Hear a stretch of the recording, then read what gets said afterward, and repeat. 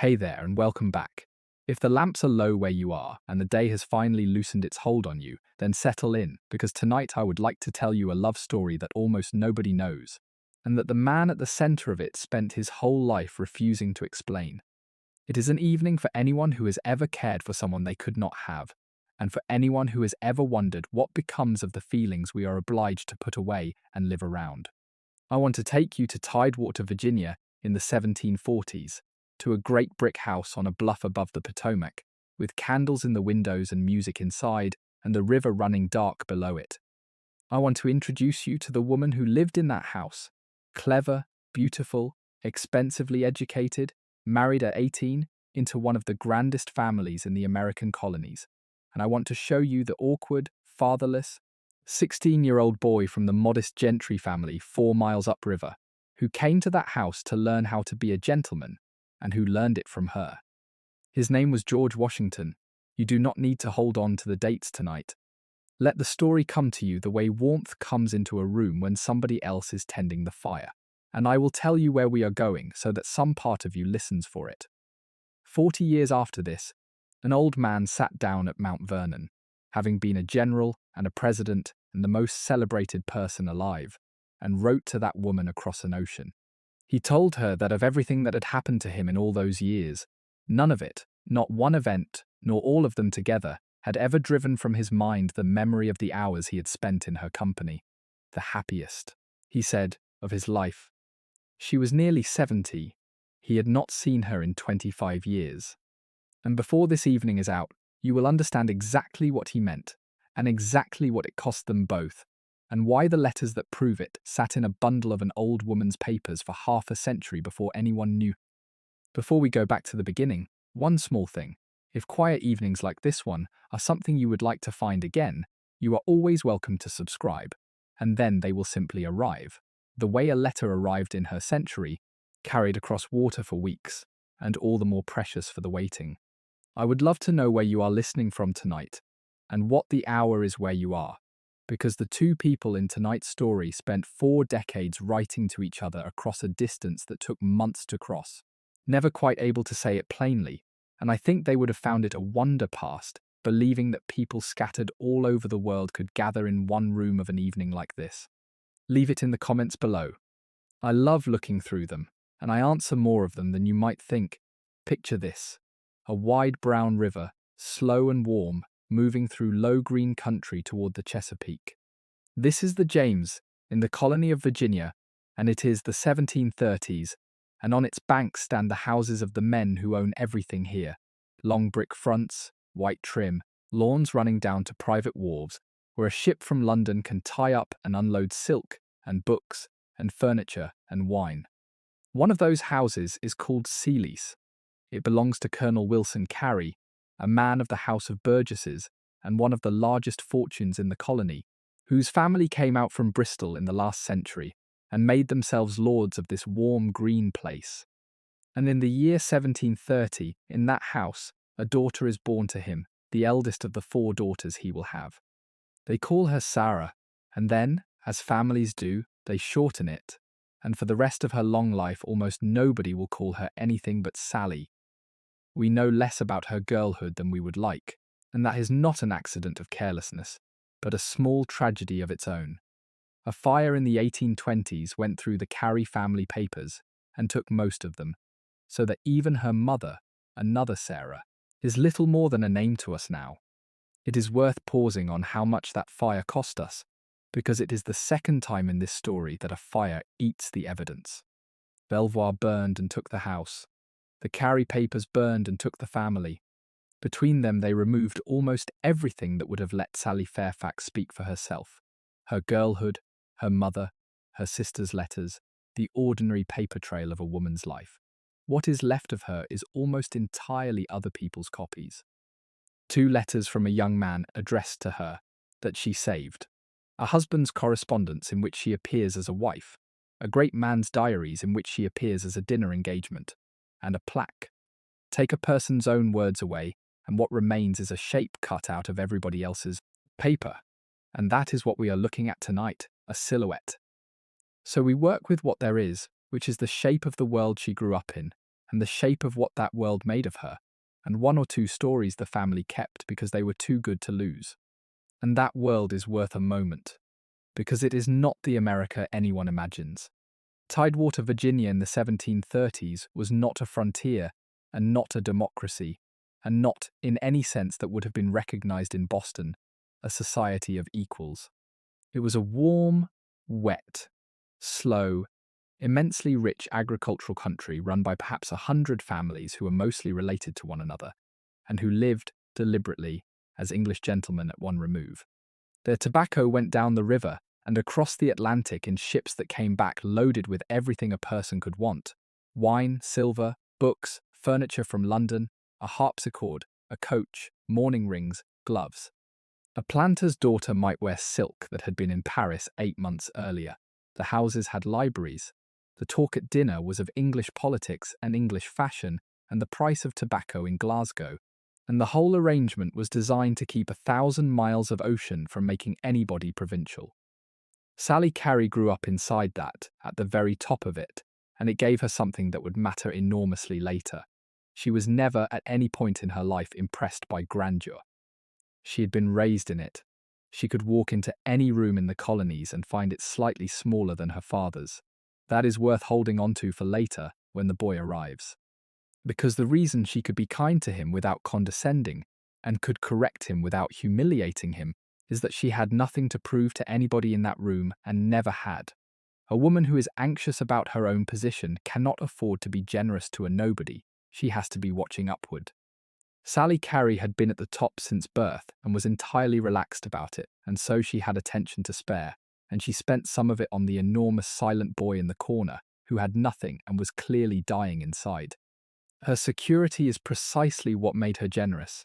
It is one of the few advantages of that world that ever pointed the right way. Here is one of them. Virginia in those years was at war, on and off, with the French, and there were sentries posted about Williamsburg, and one evening the young Sally Carey was being driven home when the coach was stopped at a post and the sentry demanded the password. Her coachman had no idea. There was a silence, and the sort of small crisis that could go badly. And Sally leaned forward and said, with the perfect confidence of a girl who has never once been refused anything, that she was Miss Sally Carey. And the sentry let the coach through, because the officer of the watch had set the password that night himself, and the password was her name. He had made it her name as a compliment, a little gallantry to a pretty girl, and the joke had come round in a circle and let her through her own gate. I love that story, whether or not it is true in every particular, because it tells you precisely what she was from the beginning. Not merely lovely, though she was that. Not merely rich, though she was that too. Sally Carey was the sort of person whose name a garrison of grown men would choose for a password, for the pleasure of saying it. She had from girlhood a quality that made the people around her want to arrange the world a little more agreeably for her sake. It is a rare gift and an unearned one, and it would carry her a very long way, and it would also in the end do her a good deal of harm. What a girl like that was actually taught is worth dwelling on, because her education is the hinge of this entire story, and because it was not education as we would understand it. Nobody was preparing Sally Carey for a profession or an examination. They were preparing her to be an ornament of a very small and very confident society, and the curriculum was exact. She learned French, properly, well enough to conduct herself in it, which in the colonies was an announcement in itself. It said that this family looked to London and to Paris, and not merely to Williamsburg. She learned to sit a horse. She learned the management of a large household, because a plantation was a business, and a woman would run its domestic half. She was taught to dance, which in that world was not a diversion but nearly a science, a matter of carriage and memory and precise footwork, judged mercilessly, and at which she became expert. It is difficult now to convey how much weight that century put on dancing. It was not amusement. It was the public examination in which a young person's breeding was assessed, in front of everybody, with no appeal. The minuet was danced by one couple at a time while the entire room watched and judged, and it demanded a memorized sequence, absolute control of the body, and an air of complete unconcern while performing it. You could not fake it, and you could not learn it quickly. A gentleman who danced badly was marked down as what he was, someone who had not been raised properly. And so the dancing master came to the great houses and drilled the children. And Sally Carey was drilled, and she turned out to be exceptional at it, and it became one of the 2 or 3 facts about her that everybody in Virginia knew. Remember that, because in a few years a very tall, very awkward boy is going to need to learn precisely this, and there will be exactly one person in the world positioned to teach him. And she learned to talk, to hold a room, to draw a shy man out, to turn a conversation, to have opinions about literature, and to place them lightly, without ever seeming to instruct anyone. Reading, poetry, the fashionable philosophy, the London gossip that arrived 4 months late and was discussed as though it were fresh. All of it was hers. And there is a bitter little joke folded inside that curriculum which the women of that century all knew and rarely said. The accomplishments were required, and they were also faintly suspect. A girl was to know her books but never seem bookish, to be informed but never opinionated, witty but never clever, able to hold the room but never to appear to be trying. She was to have the whole apparatus, and to wear it lightly enough that no man ever felt the weight of it. Too much learning was a defect. It was said to spoil a woman for her real work. So the training was to acquire a first-class mind and then spend a lifetime carrying it at an angle where nobody could see it clearly. Sally Carey was superb at exactly that. And 150 years of people looking at her afterwards decided, on the strength of it, that she had been a flirt and a pretty face, which is what happens when a woman does that job perfectly. The concealment worked so well that it fooled the historians. Set that against what her century actually permitted her to do with it, and you begin to feel the pinch that runs under her whole life.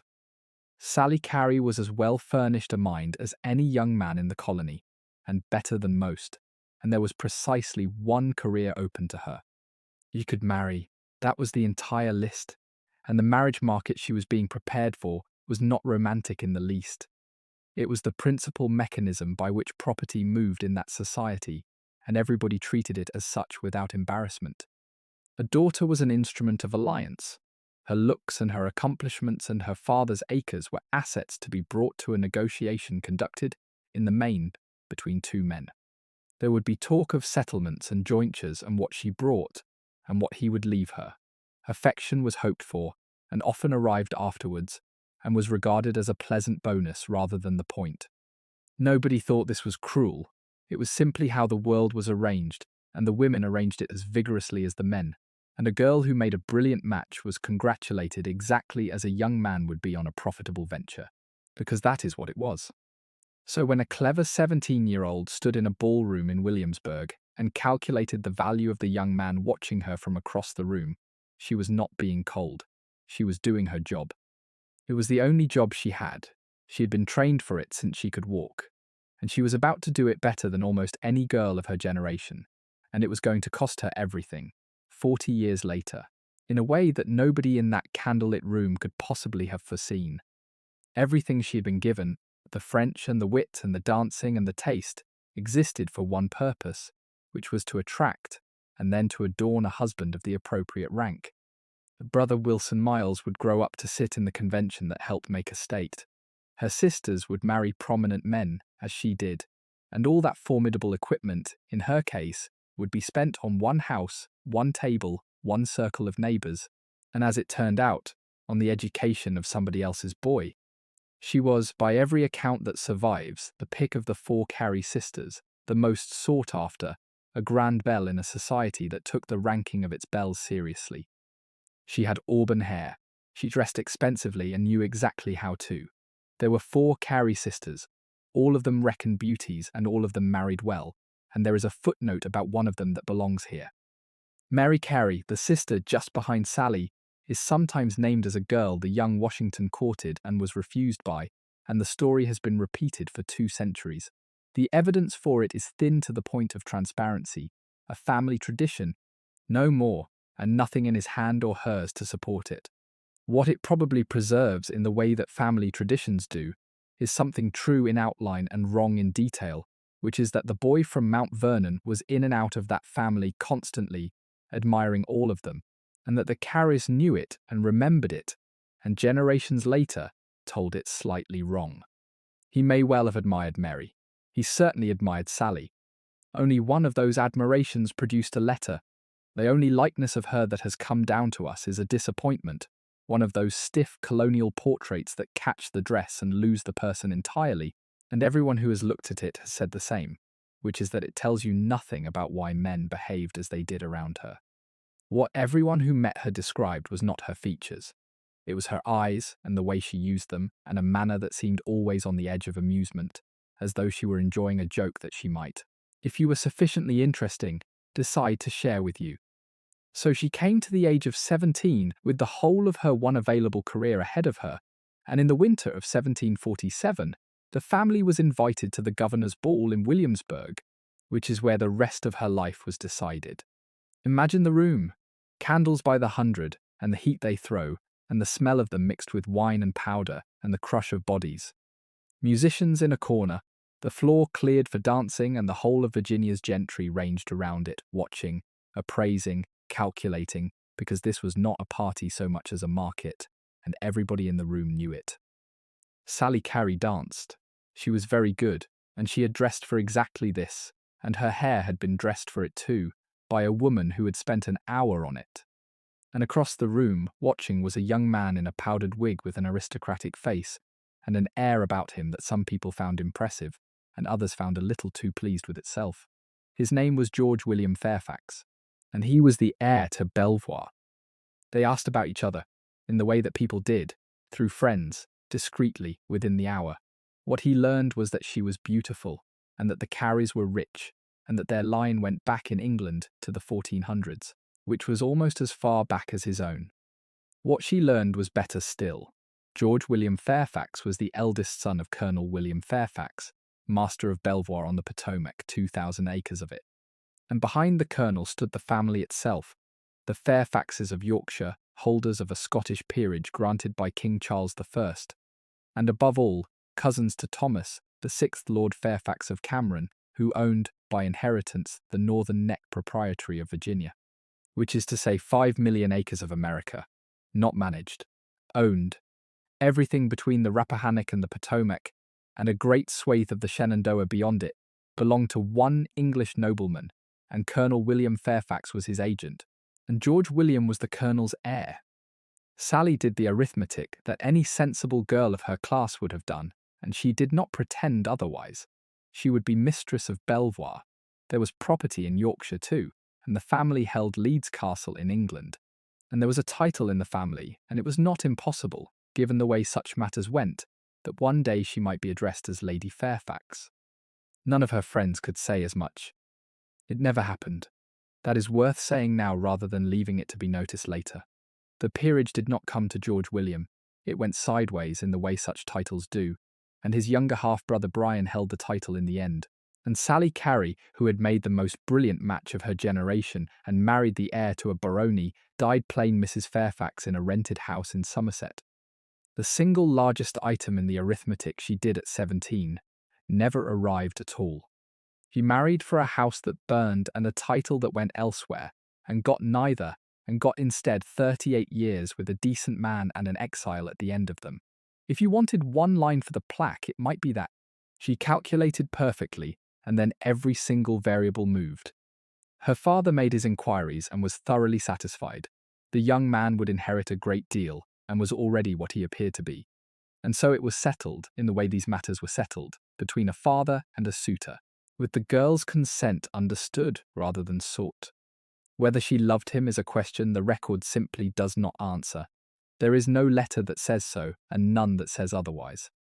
What we can say is that they seemed a contented pair, that she admired the family she was marrying into and admired its motto, which was 2 Latin words meaning say it and do it, and that George William Fairfax was, by the testimony of people who knew him, a decent, correct, rather formal man, whose particular talent was for pleasing his superiors, and who was in no way remarkable except in what he owned. He was short. He was precise. He had been educated in England, and had come back with England still on him. And there is one more matter concerning George William Fairfax, which the histories used to skate past, and which changes the shape of him entirely once you know it. He had not been born in Virginia at all. He was born on New Providence in the Bahamas, where his father was serving, and his mother was Sarah Walker, the daughter of a British officer, and, the sources say with care, possibly a mixed-race woman. His mother died when he was 7, and when Colonel Fairfax sent the boy to England to be schooled among the family there, he wrote ahead about him in words that are difficult to sit with even now. He commended to their care a poor West India boy who had, he said, marks on his face that would always testify to his parentage. We know how that landed, and we know it from an unexpected source, which is why I am telling you at all. Sally Fairfax wrote it down. Long afterwards, she recorded what she called the strange claim that the Fairfax relatives in England had believed her husband's mother to have been a black woman, and that he had been obliged to go over there and satisfy them that he was not, in the phrase of that ugly century, a Negro's son. That is her account, in her words, about her husband, and I want to stop on it, because in an evening built almost entirely out of what other people wrote about this woman, that is one of the very few places where we hear her own voice at all, and what she is doing with it is defending him. Think what that means for the marriage. Whatever else it was not simply a girl trading her looks for a title. She married a man who had grown up under a whisper that could destroy him in that society, in a colony where the whisper was a weapon, and she stayed with him for 38 years, and went into exile with him, and buried him, and was buried beside him, and took the trouble in her old age to set the record straight on his behalf. The correct, formal, slightly anxious man who flattered his superiors and wore England like armour had a reason to be careful that nobody in Virginia ever said aloud. She knew the reason. She married him anyway. He was 8 years older than the boy who would shortly walk into their lives and change nothing about their arrangement and everything about her memory of it. They were married in December of 1748, and the announcement went into the Virginia Gazette, and Sally Carey, 18 years old, went up the country to the Potomac to become the mistress of Belvoir. She would never live anywhere else in America again. Think about that journey, because it was the end of her girlhood and it took days. From Sealy's on the James, down in the tidewater near Hampton where she had been born and where her mother and sisters were, up through Williamsburg and across the rivers to the northern neck of the colony, perhaps 150 miles of it, by coach and ferry, on roads that were mud in winter, in December. At the far end of it, a house she had seen perhaps once, a father-in-law she barely knew, a husband she had met a 12-month before, and the whole of her adult life. She was 18. She would not see her mother often again. She was going to a country of different rivers and different people, and she was going as somebody's wife, and everything she had would belong to him from the day she arrived. Girls did this constantly and thought nothing of it, or said they thought nothing of it, and there is no record of what she felt in the coach. But she had 4 sisters and she was leaving them, and the road north in December is a long one to be alone with your own arithmetic. Let me show you the house, because it matters and because it is gone. Belvoir stood on a bluff on the western bank of the Potomac, on a peninsula between Accotink Bay and Dogue Creek, about 4 miles downriver from a smaller and much less impressive property called Mount Vernon. Colonel William Fairfax had built it between 1736 and 1741, and he had built it to say something. The name says it first. Belvoir is French, and it means beautiful to see. And the man who chose it wanted you to know he had chosen it.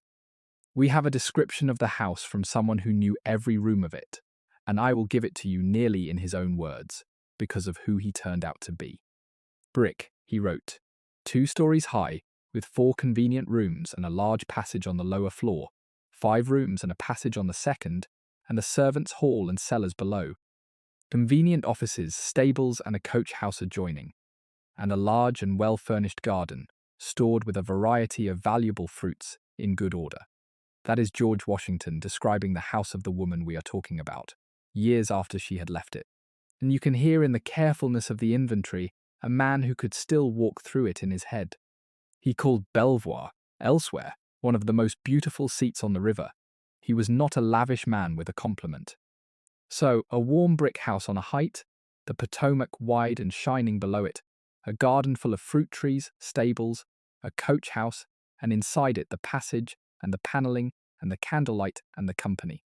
There were dances at Belvoir. There were fox hunts that went out from it at first light with the gentlemen of 3 counties. There were dinners that ran long, and card tables, and conversation of a quality you would not find easily anywhere else in the colony, because this was the house where the Fairfax interest met the Virginia gentry, and everyone who mattered came through it. Sally, at 18, was handed all of it to run. She shared the house at first with her father-in-law, Colonel Fairfax, and she was mistress of the rest, and she was, by every account, magnificent at it. The training had been for exactly this, and the training took. Picture an evening there, because the accounts let us. It is autumn, and the light is going off the river, and the candles are being lit through the lower rooms, 4 of them opening off the large passage. There is a fire. There are perhaps a dozen people. Fairfaxes, Carys, a Washington or 2, a merchant up from Alexandria, somebody's visiting cousin. Dinner has taken 3 hours and is not entirely over. Somebody is at the cards. Somebody else has been persuaded to sing. The men have been arguing amiably about tobacco and Lord Fairfax's boundary, and whether the French will come down out of the Ohio country. The talk is quick and elusive, and full of matters left half said, which is how that society liked it. And moving through it 20 years old, entirely in command, is the mistress of the house, making sure the shy young man in the corner has someone to talk to, heading off the argument that is about to turn sour, deciding without appearing to decide when the evening turns and when it ends. She was the best of her generation at this. It was the only art she was ever permitted to practice, and she practiced it for 25 years in that house, and the boy watching from the corner was taking notes. He did not know he was taking. And now the part that the candlelight and the fruit trees and the fox hunts are laid over, and that no honest evening can walk past. Belvoir was a plantation. It grew tobacco, and it was more than tobacco, which is worth knowing because it shows you the scale of what she was mistress of. George William ran a commercial fishery on the river, taking shad and herring out of the Potomac in enormous quantities in the spring runs. He worked stone quarries on the bluffs. He built an ironworks on his land out in Frederick County. He was in the Ohio Company, speculating in western land, and he had a vineyard. This was not a gentleman's farm. It was a diversified enterprise spread across a colony, and the house on the bluff was its head office, and the woman running the domestic half of it was managing a considerable institution with dozens of people in it, and guests in the rooms half the year. When I say she was magnificent at it, I do not mean she arranged flowers. I mean she ran the place. It was worked, every acre of it, and every hour of the day, by enslaved men and women who owned nothing, chose nothing, and were owned in their turn by the family whose graciousness we have just been admiring. The dinners that ran long were cooked and carried by people who could be sold. The garden with its variety of valuable fruits was dug by people who could be sold. The whole apparatus of ease that let a clever 18-year-old become a famous hostess rested on the backs of human beings whose names were not written down and whose descendants have no letters in any archive. Sally Fairfax's charm was real, and her intelligence was real. So was that. Both are true at the same time, and this story does not work, and does not deserve to work, unless we hold the two of them together for the whole evening, and I want to be precise about the silence rather than gesture at it. We know the number of rooms in that house because Washington wrote it down. We know there was a servants' hall and cellars below, and a coach house and a garden with a variety of valuable fruits in good order. We know what the curtains were worth because they went under the hammer and somebody kept the account. We have not the name of a single enslaved person who lived there. Not one. The inventory that survives is an inventory of objects, and the people are in it only as a category. That is not an accident of record keeping. It is what the record keeping was for. So when I describe the candlelight and the fox hunts and the 3-hour dinners, understand that I am describing them from the only side that was written down, and that there was another side, in the same rooms, at the same hours, whose evening this was not. There is one more thing to understand about the world she had married into, and it is strange enough that it takes a moment to sit properly in the mind. What the Fairfaxes represented, on the Potomac in the 1740s, was European feudalism, transplanted, alive, and functioning in America.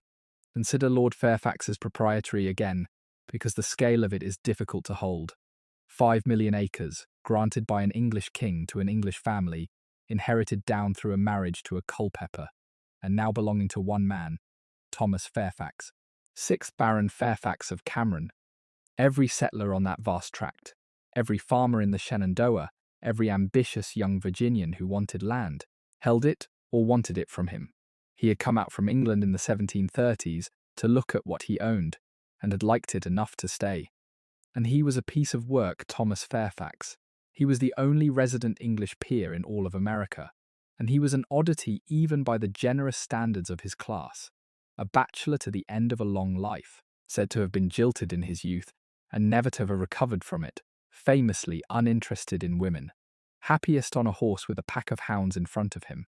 He had been a friend of Addison, and had written for the Spectator as a young man in London, and he ended up in a rambling lodge out in the Shenandoah called Greenway Court, surrounded by dogs and hunting servants, ruling 5 million acres in a hunting coat.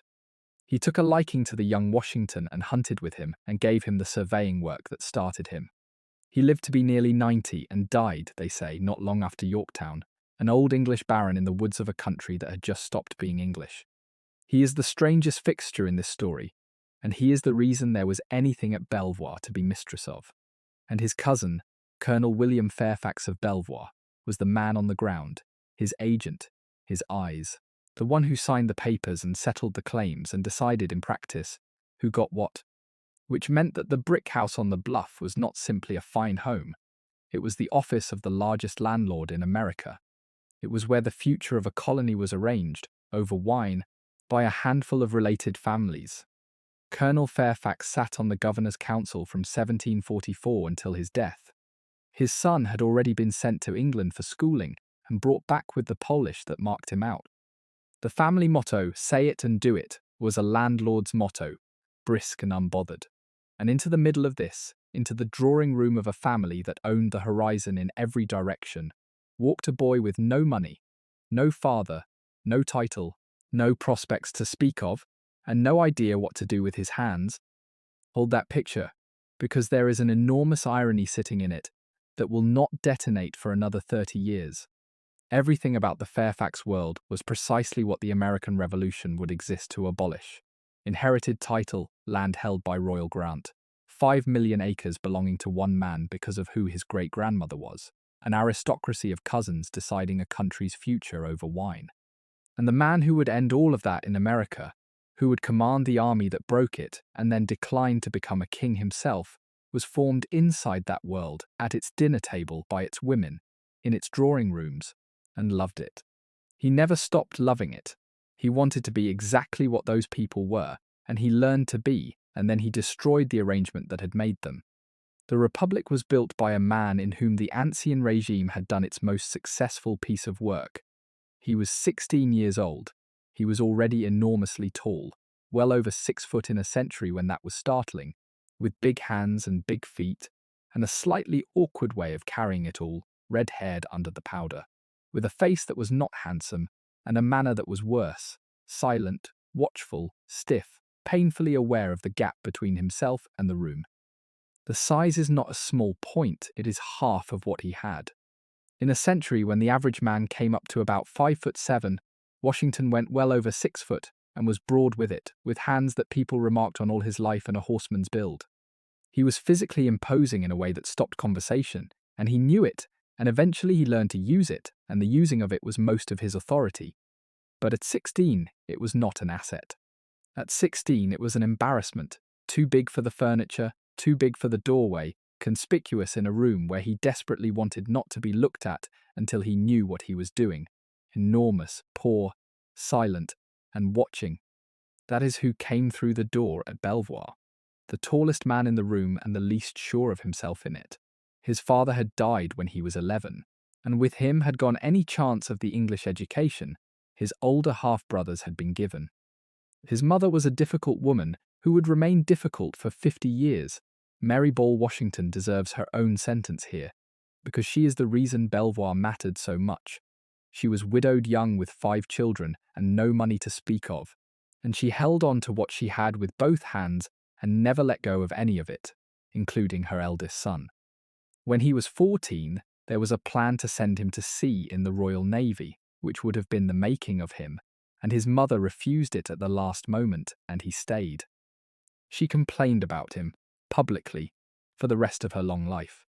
She complained that he neglected her while he was commanding the army. She petitioned the Virginia legislature for a pension on the grounds that her son had left her in want, which was not true, and humiliated him profoundly. He was dutiful to her to the end, and there is not one warm word about her anywhere in his papers. So, a father dead at 11, a mother who took and never once said well done, and 4 miles down the river, a house where the colonel took a fatherly interest in his career and hunted with him and put his name forward, and a woman who thought he was worth the trouble. Of course he went. He was starving. What he had was a half-brother he adored, and one piece of luck. The luck was this. His half-brother Lawrence Washington had married, in 1743, a young woman named Anne Fairfax, who was Colonel William Fairfax's eldest daughter and George William's sister. And Anne Fairfax deserves a moment of her own, because she is the hinge nobody names. She was the first mistress of Mount Vernon.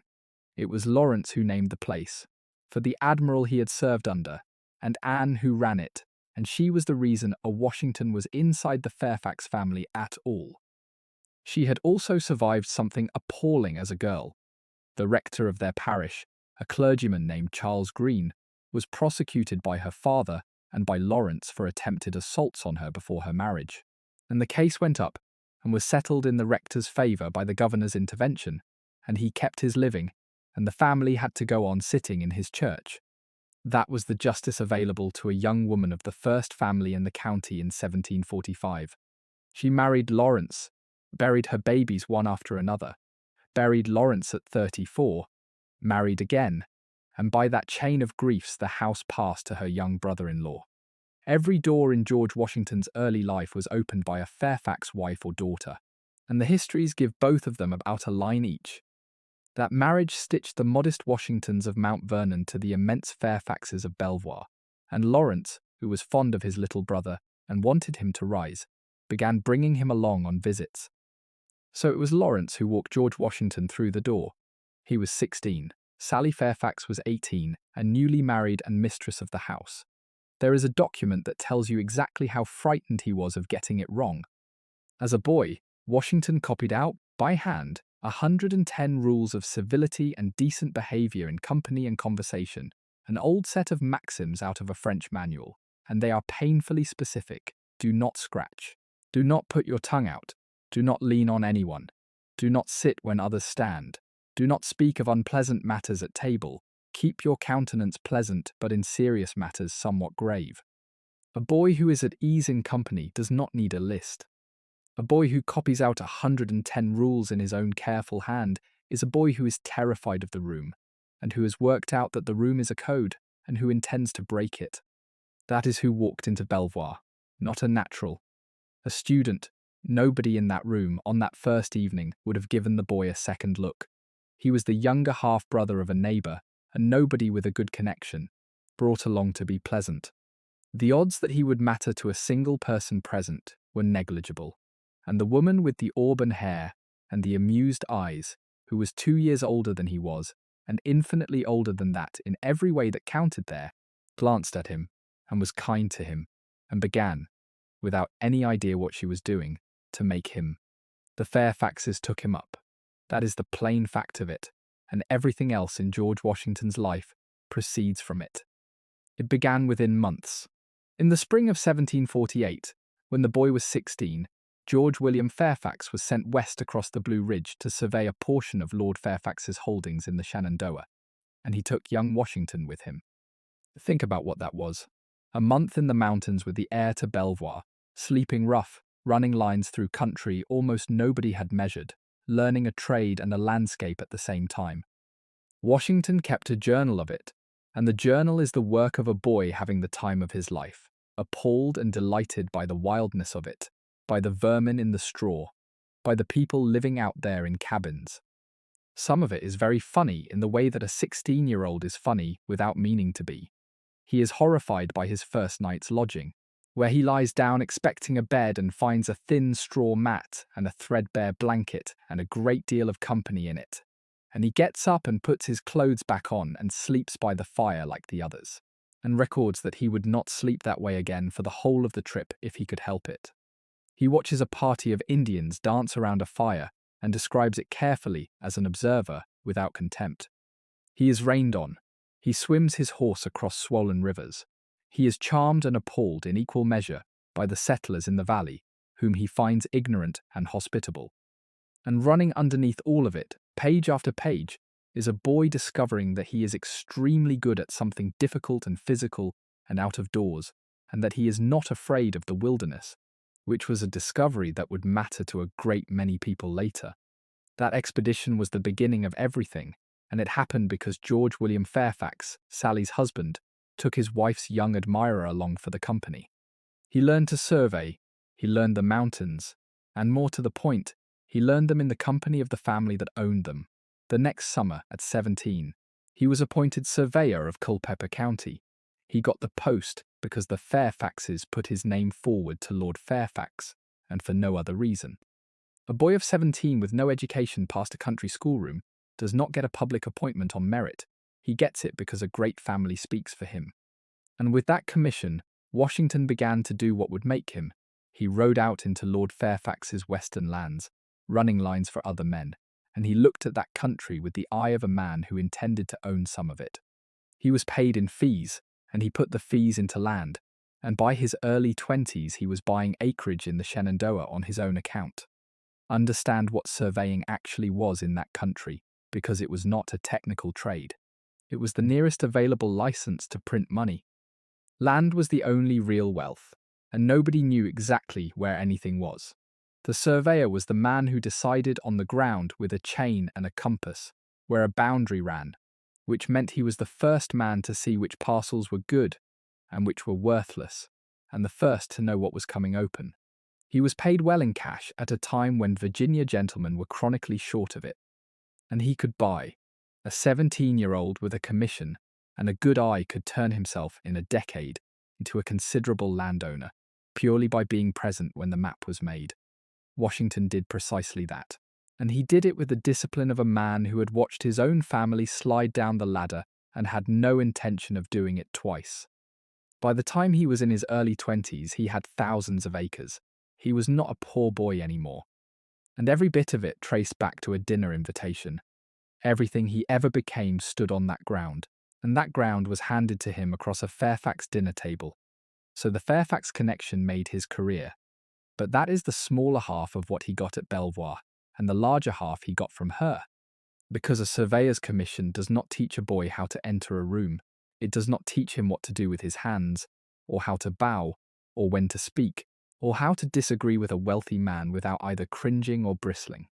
It does not teach him which fork, or how to write a letter that sounds like a gentleman wrote it, or how to dance, or what to say to a woman, or how to hold himself so that a room decides, in the first 10 seconds, that he belongs in it. All of that has to be learned from someone, in company, by watching and being gently corrected, and there is no school for it. And the person who taught George Washington all of it was Sally Fairfax. She taught him to dance. That is documented, and it is no small matter. Dancing was the central social performance of his world, and Washington became genuinely good at it, and loved it for the rest of his life, and he was still dancing at balls as an old man when he was the most famous person in America. Try to see it actually happening, because it must have happened, dozens of times, and nobody ever wrote it down. A room at Belvoir with the furniture pushed back, somebody at the harpsichord or a fiddle in the corner, and an enormous 17-year-old, all knees and elbows and hands, who has never done this and is scarlet about it, being walked through a minuet by a woman 2 years older than he is, who has been doing it since she was 6. The bow, the position of the feet, the turn. Again, no, like this. Again. And she cannot laugh at him, because if she laughs at him, he will never come back, and she knows it. So she does not laugh. She corrects him lightly and makes it a game, and does it again, and again, over weeks, until one evening, the great awkward boy gets all the way through it without thinking and looks up. That is where it comes from. That is the origin of the man whose bearing would one day hold a continent together, and it is a girl in a Virginia drawing room saying patiently for the 40th time, again. She put books in front of him. She talked to him about them, in a house where the conversation was the best in the colony, and she did it without ever letting him feel the size of what he did not know, which is the whole art. She corrected his manners by having better ones in front of him. She showed him what ease looked like. And she seems to have done something more valuable still, which is that she took him seriously. She treated the awkward boy from downriver as though he were worth the trouble. And a young man who is treated that way by a woman like that will walk through fire to remain worth it. Historians have a word for what she was to him, and the word is mentor, and it is not quite big enough. And notice what kind of work it was, because it is the kind that never appears in any account of anybody's life. It has no title. It produces no document. It cannot be pointed at afterwards and measured. It consists entirely of hours, hours of conversation, of correction so light it does not feel like correction, of putting a nervous boy next to the right person at dinner, of laughing at the right moment so that he learns what is funny and what is merely rude, of lending a book and asking about it afterwards. It is the work women of her class did constantly and were never once credited for, because it was assumed to be simply what they were, rather than something they did. Sally Fairfax spent a decade of evenings manufacturing the social self of the man who would become the first president of the United States. And there is not a line in any ledger about it, and she was never thanked for it in any public way by anybody. And the only acknowledgement she ever got was a private letter 40 years later that she was not allowed to show to a soul. What she gave him was an idea of himself. He arrived at Belvoir a provincial adolescent with a chip on his shoulder and no father. He left it over the course of a decade of evenings, as a young man who could stand in any drawing room in Virginia and be taken for one of them. And consider who else was getting an education at that moment, because the comparison is instructive. Jefferson went to William and Mary and studied law and Greek and filled a house with books. Adams went to Harvard. Madison went to Princeton. Hamilton, poor as Washington and far poorer in origin, clawed his way to King's College and wrote his way out. Every one of the men Washington would later sit in rooms with had been to school, had the languages, could quote the ancients at each other for sport. Washington had a country schoolroom until he was about 15, and that was the end of it. He never learned Latin. He never learned French, and had to conduct the alliance that won the war through interpreters. He was, by the standards of that extraordinary generation, an uneducated man, and he knew it, and it made him silent in company for the whole of his life. So what he got at Belvoir was not a substitute for the schooling he missed. It was something the schooling would not have given him anyway, and that none of the others ever managed to acquire. Adams could not stop talking. Jefferson could not look you in the eye. Hamilton could not stop being clever. Washington could walk into a room and end an argument by standing there. That was the Belvoir education, and it turned out to be the one the country actually needed.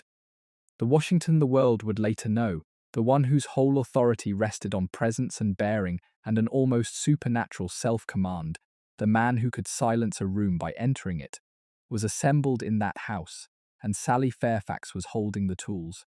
And there is a rougher truth folded inside that, which is that a boy of 16 or 17, being taught how to be a man by a beautiful, witty, unattainable married woman 2 years his senior, in her own house, over years, is going to fall in love with her, and weigh what it would have cost him to act on it, because he certainly did. George William Fairfax was his friend, his early employer, his neighbour, and the son of the man who had made his career. The Fairfax connection was not one relationship among many. It was the ladder, the entire ladder, and he was still climbing it. To make a move on Sally Fairfax was to destroy the friendship, insult the family, forfeit the patronage, disgrace himself in a colony of 100 families who all knew each other, and lose the only route he had out of obscurity.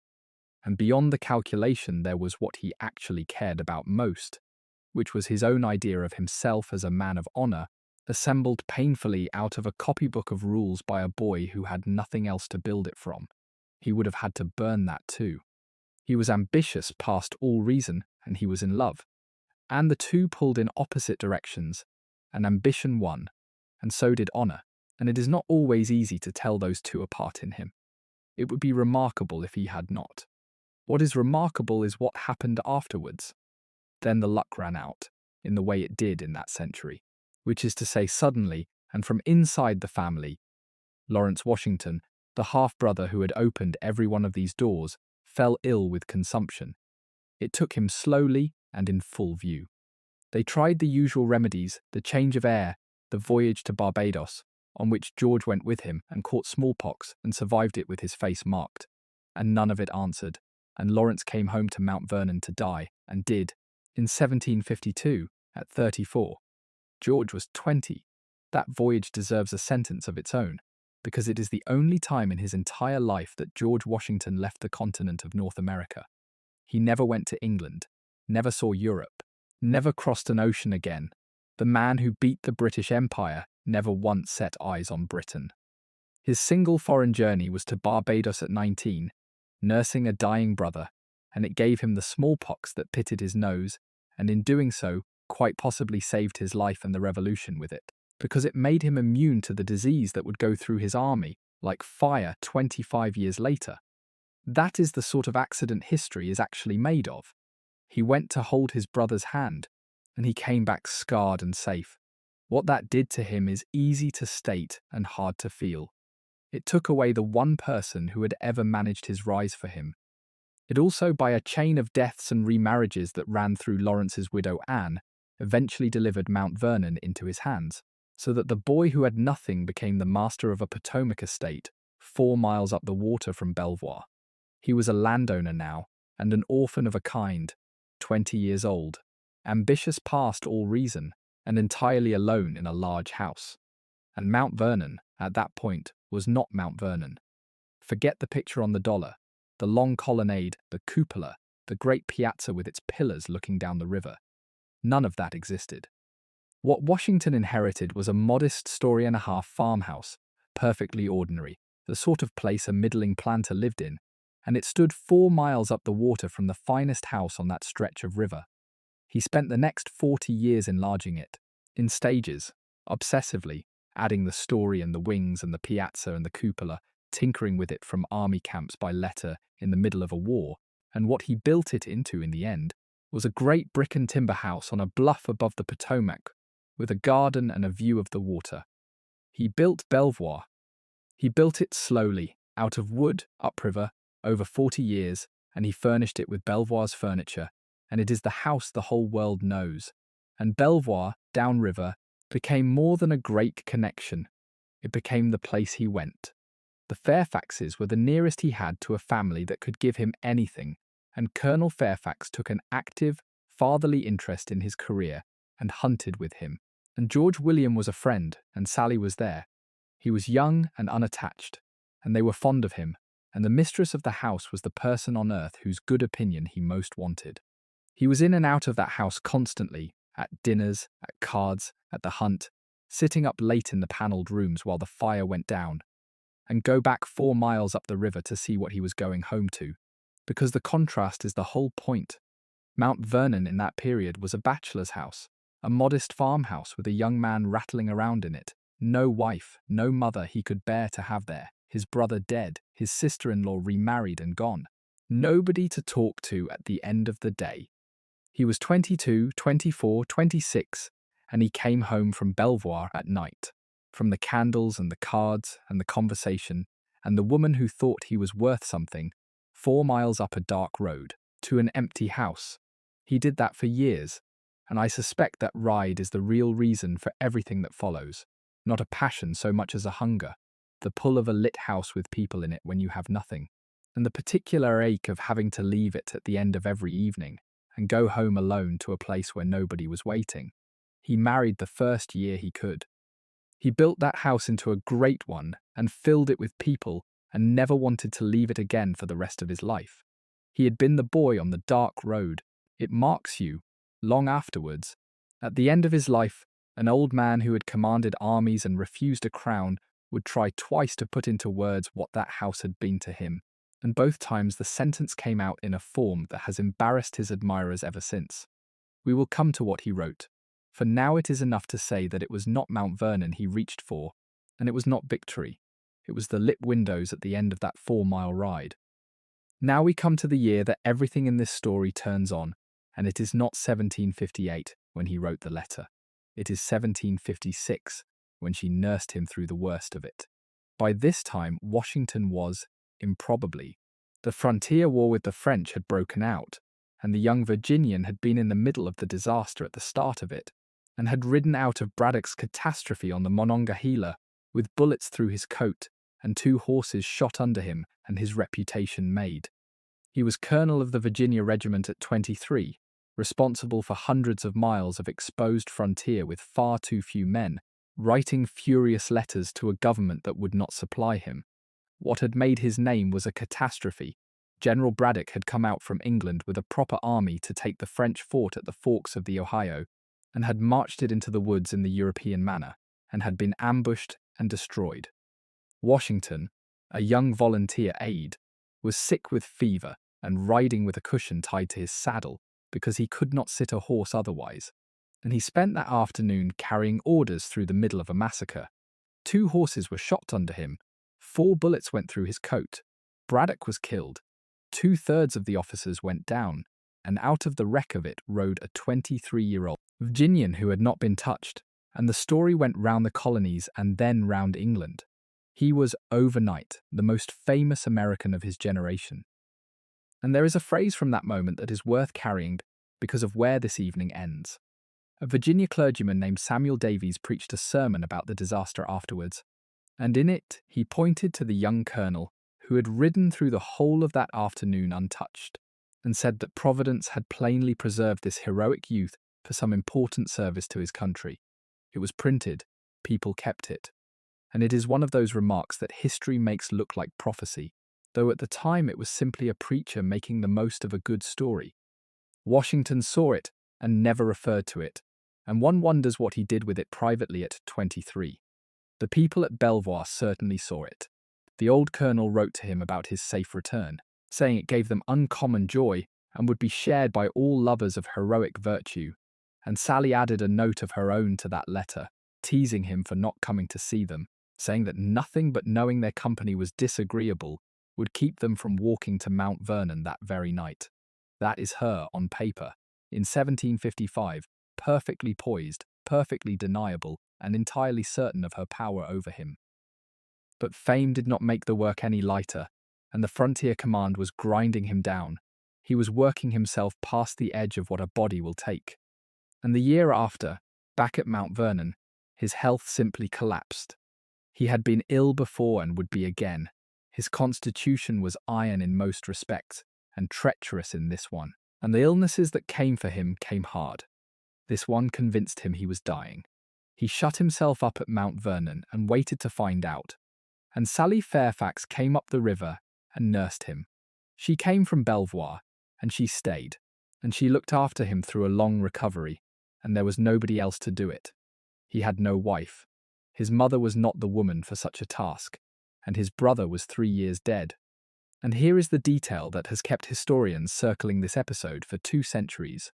George William Fairfax was in England.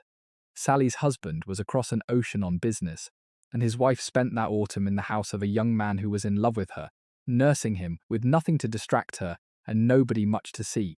Some people think that is when it happened. Whatever it was, it is a reasonable supposition, and it is entirely unprovable. What I can tell you is what the record actually holds. No gossip. None. In a society that ran on gossip, among people for whom other people's business was the chief entertainment available, nobody whispered a word. There is not a hint in a diary or a letter from anyone at the time that Mrs. Fairfax and Colonel Washington were anything other than what they appeared to be. And that silence is worth as much as any evidence. Because Virginia would have talked. Virginia lived to talk. What is certain is smaller and, I think, better. A woman who might have sent a servant, or a note, or nothing at all, got herself up the river to a house with no mistress in it, and took care of a frightened young man who thought he was dying. She did not have to. She did it. Picture the shape of those weeks, because they are the closest these 2 people ever came to a life together, and they lasted about a month. A house with no woman in it, which in that century meant a house that did not really work. The young colonel upstairs, burning and helpless and humiliated by it, because there is nothing in the world less dignified than being ill, and he was a young man who had just discovered how much he cared about his dignity. And a woman from 4 miles down the river, arriving with her remedies and her instructions, taking the household in hand, sending for what was needed, sitting with him, talking to him when he could talk, and being there when he could not. The physicians of that age could do essentially nothing. The entire treatment was nursing, somebody keeping you warm and getting liquid into you and being present. That was the medicine. She was the medicine. And when he was well enough to be propped up, there she was in the chair by the window, in the afternoon light, the cleverest creature in Virginia, with no call on her but to talk to him for weeks, while her husband was on the other side of the Atlantic. And whatever else lay under it, that was kindness. And he never forgot it. And 42 years later, when he wrote to her for the last time, it was hours like those he was reaching back for. We should say something about the marriage she went home to, because it is the part of this story that gets least attention and deserves more. Sally Fairfax was married to George William Fairfax for 38 years, and they had no children. None. That single fact reorganizes everything else about her life, and it is worth sitting with. For a woman of her class and century, children were the point. The purpose of the marriage, the work of the middle years, the company of the later ones, what made a great house into a home and a wife into a matriarch. Martha Washington had 4 and buried all 4. Sally Fairfax had none at all. There is no letter in which she says what that was like, because her letters are gone. But look at the shape of the life, and you can see the hole in the middle of it.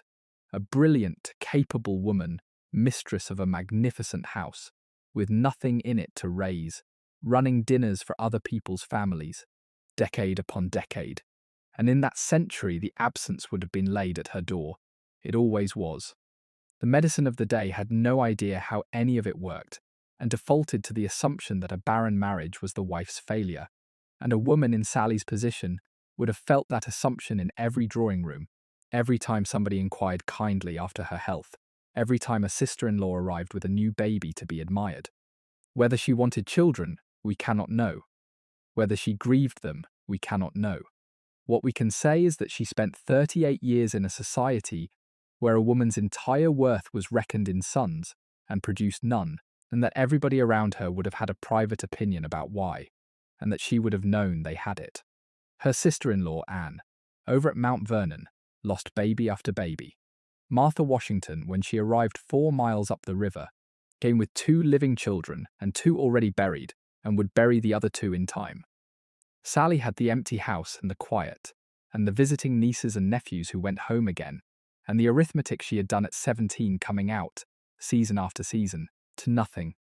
And her husband was often not there. He went to England on business and stayed for months, and not always months. He went over in 1757 when his father died, to see to inheritances, and again in 1760 for a stay that ran to 3 whole years. Consider what that is. A woman of 30, alone in a great house on a bluff in Virginia, running an estate and a fishery and a household and a social calendar, with her husband on the far side of an ocean, and letters taking 2 months each way. That was not scandalous or even unusual. It was simply what business required of a family with property in 2 countries. But it means the marriage we are discussing had long holes in it, years wide, and that during one of them the young colonel from up the river got sick and thought he was dying, and she went and nursed him. The absences are not a detail. They are most of the shape of her life. He was, by the accounts we have, a correct and formal man, a good enough husband by the standards of an arranged match, whose chief gift was for pleasing his betters, and who was never in any danger of being interesting. Whether she was happy with him is genuinely unknown. The couple looked contented from outside, which is all anyone can ever say about a marriage from outside. What we can say is that she had a great deal of intelligence and charm, and almost nothing to spend it on except an empty house and a circle of neighbours, and that one of those neighbours was a very tall young man who thought she hung the moon. And underneath all of it sat the law, which had a view about what she was. Under the doctrine called coverture, a married woman had no separate legal existence at all. She was covered by her husband, folded into him, unable to own property in her own right or make a contract or go to law on her own account. Everything Sally brought to that marriage became George William's the moment the words were said. She could not have left him if she had wanted to. There was nowhere to go and nothing to go on, and a woman who left was finished. She could not have kept a shilling of her own. And so the days went by, and we should be plain about what they consisted of, because a great house in that century was a machine that had to be run. She was up early. There were the keys, and the stores, and the linen, and the brewing, and the preserving, and the salting, and the candle making, all of it seasonal, and all of it hers to direct. There were the accounts with the Alexandria merchants. There was the sewing. There was correspondence with England about what to send, the cloth, the shoes, the tea, the 100 articles a family ordered once a year, and waited 4 months for, each of them chosen by her from a description in a letter. There was the constant flow of guests, arriving unannounced with servants and horses, and expecting beds and dinner, sometimes for a week, because that was the hospitality of the country, and refusing was unthinkable. There was the medicine chest, and the doctoring of everybody on the place. And under and through all of it, the direction of the enslaved household, whose forced labour made the machine turn, which was itself an ugly daily business of oversight and command that she had been raised to think of as housekeeping. It was, in other words, a job. A large, relentless, unpaid, invisible job done for 38 years by a woman who was never once described as anything but decorative. Whatever her marriage was, contented or cold or something in between, it was not something she could have altered. And this is worth holding on to when you think about that letter arriving from a camp in the mountains, because the modern instinct is to ask why she did not simply act on whatever she felt. The answer is that there was no version of acting on it that did not end with her destitute, disgraced, cast out of the only society she had, and dependent on the charity of a family that would never have forgiven her. He had everything to lose.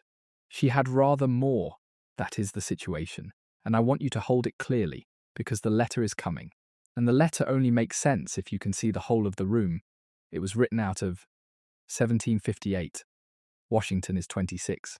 He has been at the frontier war for 4 years and is sick of it. And he is going out on one last campaign, the Forbes expedition, a slow grinding push through the Pennsylvania woods toward the French fort at the forks of the Ohio. He does not think much of how it is being run and says so to anyone who will listen, and several who will not. And that spring he does something entirely sensible and slightly cold-blooded, which is that he goes courting. Her name was Martha Custis, and she was 27, and she was the richest widow in Virginia. Her husband had died and left her an enormous estate and 2 small children, and she was, by every account, a warm, practical, kindly, extremely competent woman with no interest whatever in being conquered. Washington visited her 3 times that year, twice in March and once in the first week of June. Somewhere in there, either at the house or by letter over the following months, he proposed and she accepted. The exact moment is lost, because their correspondence is almost entirely gone, burned by Martha after he died, which is a whole grief of its own for anyone who cares about these people. And the vagueness of that date is no small matter, because it decides how to take the letter. If he was already firmly engaged in September of 1758, then he wrote a love letter to another woman while pledged to Martha, and that is one kind of man. If the engagement was still unsettled, if he was still in pursuit and not yet accepted, then the letter is something else, the last flare of something he was about to close the door on, sent before he closed it. The editors who know the papers best point out that his devoted friend Robert Stewart wrote to him constantly all through that summer and autumn, full of personal news, and never once mentions an engagement, which is strange if there was one. So we do not know. We do not know whether he was a man saying goodbye to one woman before marrying another, or a man betraying on paper a promise already made. 2 entirely different stories, hinging on a date that nobody wrote down. Think about that act for a moment, because it tells you something about the women in this story and what they did with paper. Washington died in December of 1799, and in the weeks and months after it, his widow went through 40 years of letters between the 2 of them and put them in the fire. Nearly all of it. 2 or 3 survive by accident, tucked in a drawer and missed. And they are tender and ordinary and make you ache for the rest. She knew exactly what she was doing. She knew the world was already reaching for him, that he had stopped being her husband the moment he stopped breathing and had become public property, and that everything on those pages would be pored over by strangers forever. So she took the one part of him that was hers and destroyed it, deliberately, to keep it. It is the single most eloquent act of her life, and it consists entirely of an absence. And 4,000 miles away, an old woman near Bath had 2 letters from the same man in a bundle, and made the opposite choice, and kept them. What is not in doubt is what the match was. It was a good one, for both of them, in the frank way that century meant it. She got a tall, famous, capable colonel to manage her affairs and her children. He got, in one afternoon, the fortune that turned him from a striving frontier officer into one of the wealthiest men in Virginia. It was also, and this matters enormously for what follows, the beginning of one of the great marriages of American history. 40 years of real and deepening affection between 2 people who suited each other completely. And I want to be careful here, because there is a way of telling this story that does Martha Washington a serious injustice, casting her as the sensible consolation prize, the comfortable wife who got the man but not the passion. That is not what she was. Martha Custis was small and plump and unfashionable, and one of the most capable people in Virginia. She had been widowed at 25 with 2 babies, an estate of some 18,000 acres, and she had run it herself, and run it well, dealing with agents and factors and lawyers in a world that expected her to be helpless. She was warm in a way that people remembered their whole lives. She was funny. She was shrewd to the point of being slightly frightening, and she would follow her husband to winter camp every single year of the war, 8 years of it, riding hundreds of miles through appalling weather to sit in a freezing farmhouse at Valley Forge and Morristown and Newburgh, mending shirts, visiting the sick, keeping the officers civil, holding him together when he was closest to breaking. The officers' wives who were there remembered her at Valley Forge in the worst of it, in a plain brown dress, in a stone farmhouse with the wind coming through, organizing the other women into sewing circles to patch what the army had left to wear, going out to the huts where the men were dying of cold and hunger and disease, and taking them food and sitting with them. She was not visiting. She was living there in the middle of it for months every winter, for 8 years. And what that meant for him is not sentimental. It is structural. The one man who could not afford to break had somebody in the room whose entire purpose was to keep him from breaking. And she came each winter, through the snow, uninvited by anybody but him, and she stayed until the campaigning started again. So when Washington sat down in 1798 to tell Sally Fairfax what her company had been worth to him, he wrote it in a house he had built with Martha, at the end of 4 decades that Martha had made possible, and Martha copied out the letter inviting the other woman home. All 3 of them were adults. It is possible to have loved one person at 26 and built a life with another, and have both of those be entirely true. And most people who live long enough find that out. She was not the safe choice. She was the great good fortune of his life, and he knew it, and there is no evidence in 40 years that he ever once gave her cause to doubt it. But in September of 1758, none of that has happened yet. There is only a young man in a tent at Fort Cumberland, engaged to a woman he likes and respects and barely knows, about to march into country where men are being killed, writing letters home to Belvoir. Set the scene properly, because it explains the letter better than any theory. Fort Cumberland, September, the end of a long hot summer at the edge of the map. A camp of sick and bored and badly supplied men, hundreds of miles from anywhere he would call civilized. Dysentery in the lines. A campaign being run, in his furious opinion, by men who did not understand the country and would not listen to those who did, and which he privately expected to end in another Braddock. He is 26 and he has already watched an army die in these woods, and he expected this one to go the same way. He had been at the Monongahela and had seen what happened when European soldiers marched into that country in European order, and he had said so, repeatedly and at length, to anyone in authority who would listen, and they had not listened. Forbes was cutting a new road west instead of taking Braddock's, which Washington thought was madness and said so with a heat that did his career no good at all. He was sick himself for much of that summer. The men were sick, the supplies were not there. He was convinced they would be caught in the woods short of the fort, with winter coming, and be destroyed. And he was, as it turned out, completely wrong. Forbes got there, the French blew the place and left, and the road Washington had objected to worked. But in September, in that tent, he did not know that. He thought he was writing from inside a slow-motion disaster that would probably kill him, and that is the frame of mind the letter came out of. It is a letter written by a man who did not expect to be alive at Christmas. He is engaged to a woman he has met perhaps 3 times.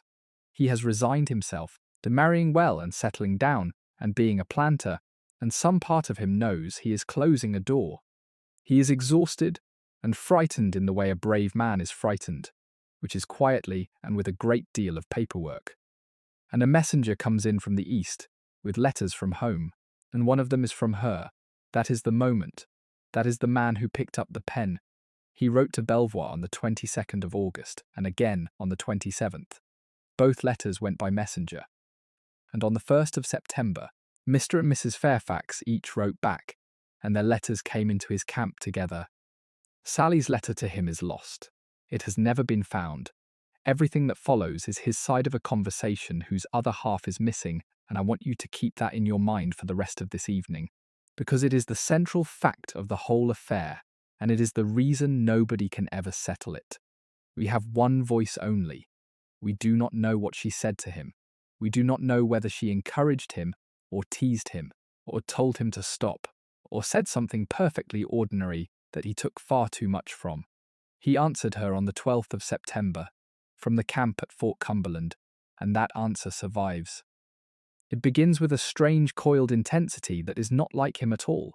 He tells her he was honoured by her short but very agreeable letter of the 1st, that he catches joyfully at the chance of renewing a correspondence he had feared she did not want, and then he says that in silence he now expresses his joy.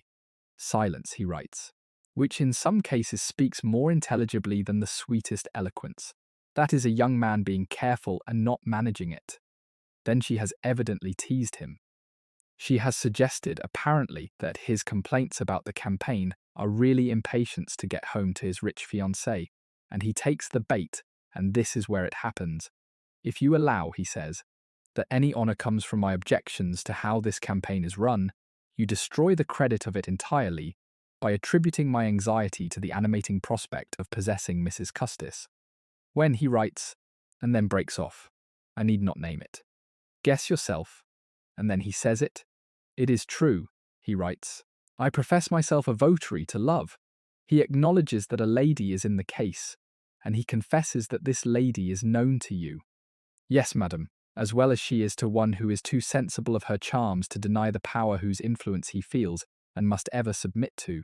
He feels the force of her beauties, he writes, in the recollection of 1,000 tender passages, which he could wish to obliterate until he is bidden to revive them. But experience, he writes, sadly reminds him how impossible that is, and it proves an opinion he has long held, that there is a destiny which has the sovereign control of our actions, not to be resisted by the strongest efforts of human nature. Then he seems to hear himself.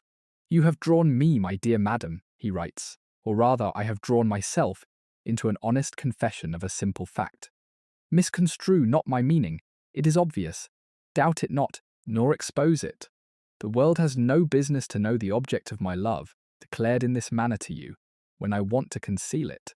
That is the letter. That is the most famous page George Washington ever wrote about his own heart, and he wrote it to another man's wife, from a camp, 4 months after becoming engaged to somebody else.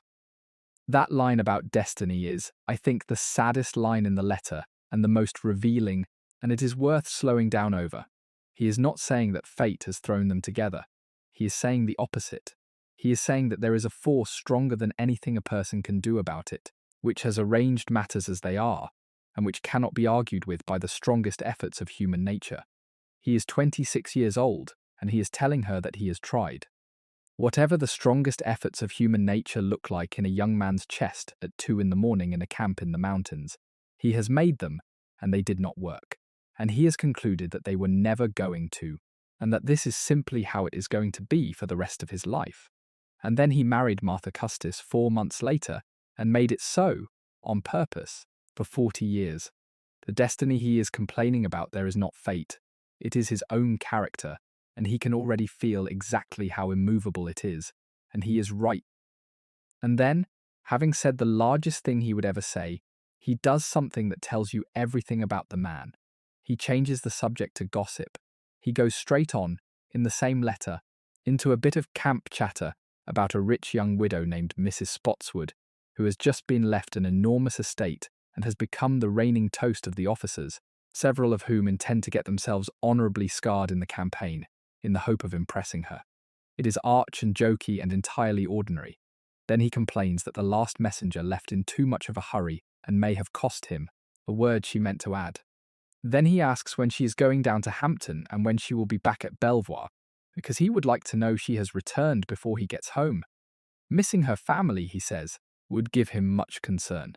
Then a note about forwarding her letter to Captain Gist. And then, at the very bottom, a postscript about a carpet, since she will not do him the honour of accepting his. He will make the exchange himself. That is how the most naked page George Washington ever wrote ends, with household admin and a carpet. He says the unsayable in the middle of a letter about nothing, buries it in gossip and errands, and signs himself her most obedient and most obliged humble servant. It is either the most sophisticated piece of concealment in American letters, or a young man losing his nerve in real time, and I genuinely do not know which now. What does it mean? I have to be honest with you here, because this is exactly the point at which 2 centuries of writers have stopped being honest. And the honesty is more interesting than the romance. The plain sense of the letter is that Washington is telling Sally Fairfax he loves her. He tells her a lady is in the case, that the lady is known to her, that he is too sensible of her charms to resist, that the world must not know the object of his love. If you handed that letter to somebody who had never heard of any of these people, that is what they would tell you, it said. And it is worth saying what the letter is not, before the arguments start. It is not a proposal. It is not an assignation. There is no plan in it, no request, nothing to be met about, no suggestion that anything should happen. It is not a complaint about his engagement. He speaks of Martha in it without a word against her. It contains nothing that could disgrace either of them if it fell into the wrong hands, which is precisely why he could risk sending it. It asks for nothing at all. It is a young man saying one true sentence into a room he is about to leave forever, and then closing the door himself from the inside, and going on to talk about a carpet. Whatever it is not the opening move of an affair. It has the shape of an ending. But there is an interpretation that pulls the other way, and serious scholars hold it, and you should hear it. Washington mentions Martha Custis by name in that same letter, openly, as the animating prospect. The letter is not a secret note.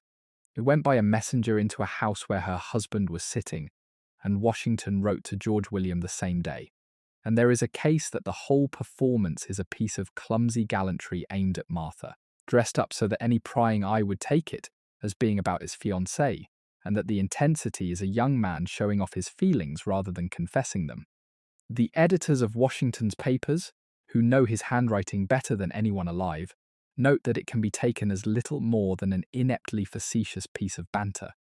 Ineptly is doing a lot of work in that sentence, but it is a fair interpretation, and it is held by people who are not fools. And there is a third possibility, which is the one I find myself believing, and which I offer you as an opinion and not a fact, that it is both. That a lonely, frightened, 26-year-old man, days from marching into a country where he might very well die, engaged to a woman he did not yet love, wrote to the woman he did love, and allowed himself, for 1 page, to say it in a form that could be denied afterwards. Note what he does. He never writes her name. He gives himself an escape hatch in every line. He can claim, if challenged, that he meant Martha all along. That is not the writing of a man in the grip of an affair. That is the writing of a man who is not going to do anything about it, and knows it, and wants her to know it once, and then never again. Because here is what actually happened next, and it is the answer to the question everyone asks. Nothing. Nothing happened. He wrote once more, on the 25th of September, and then he marched. And in November, the French blew up their fort and abandoned it, and Washington planted a flag on the ruins of Fort Duquesne, and the war on the frontier was over for him. He resigned his commission. He came home. And on the 6th of January 1759, George Washington married Martha Custis and took her and her 2 children to Mount Vernon and became, for the remaining 40 years of his life, a faithful husband. And that habit of putting a thing down and walking away from it would become the defining act of his life, twice more, on a stage the whole world was watching.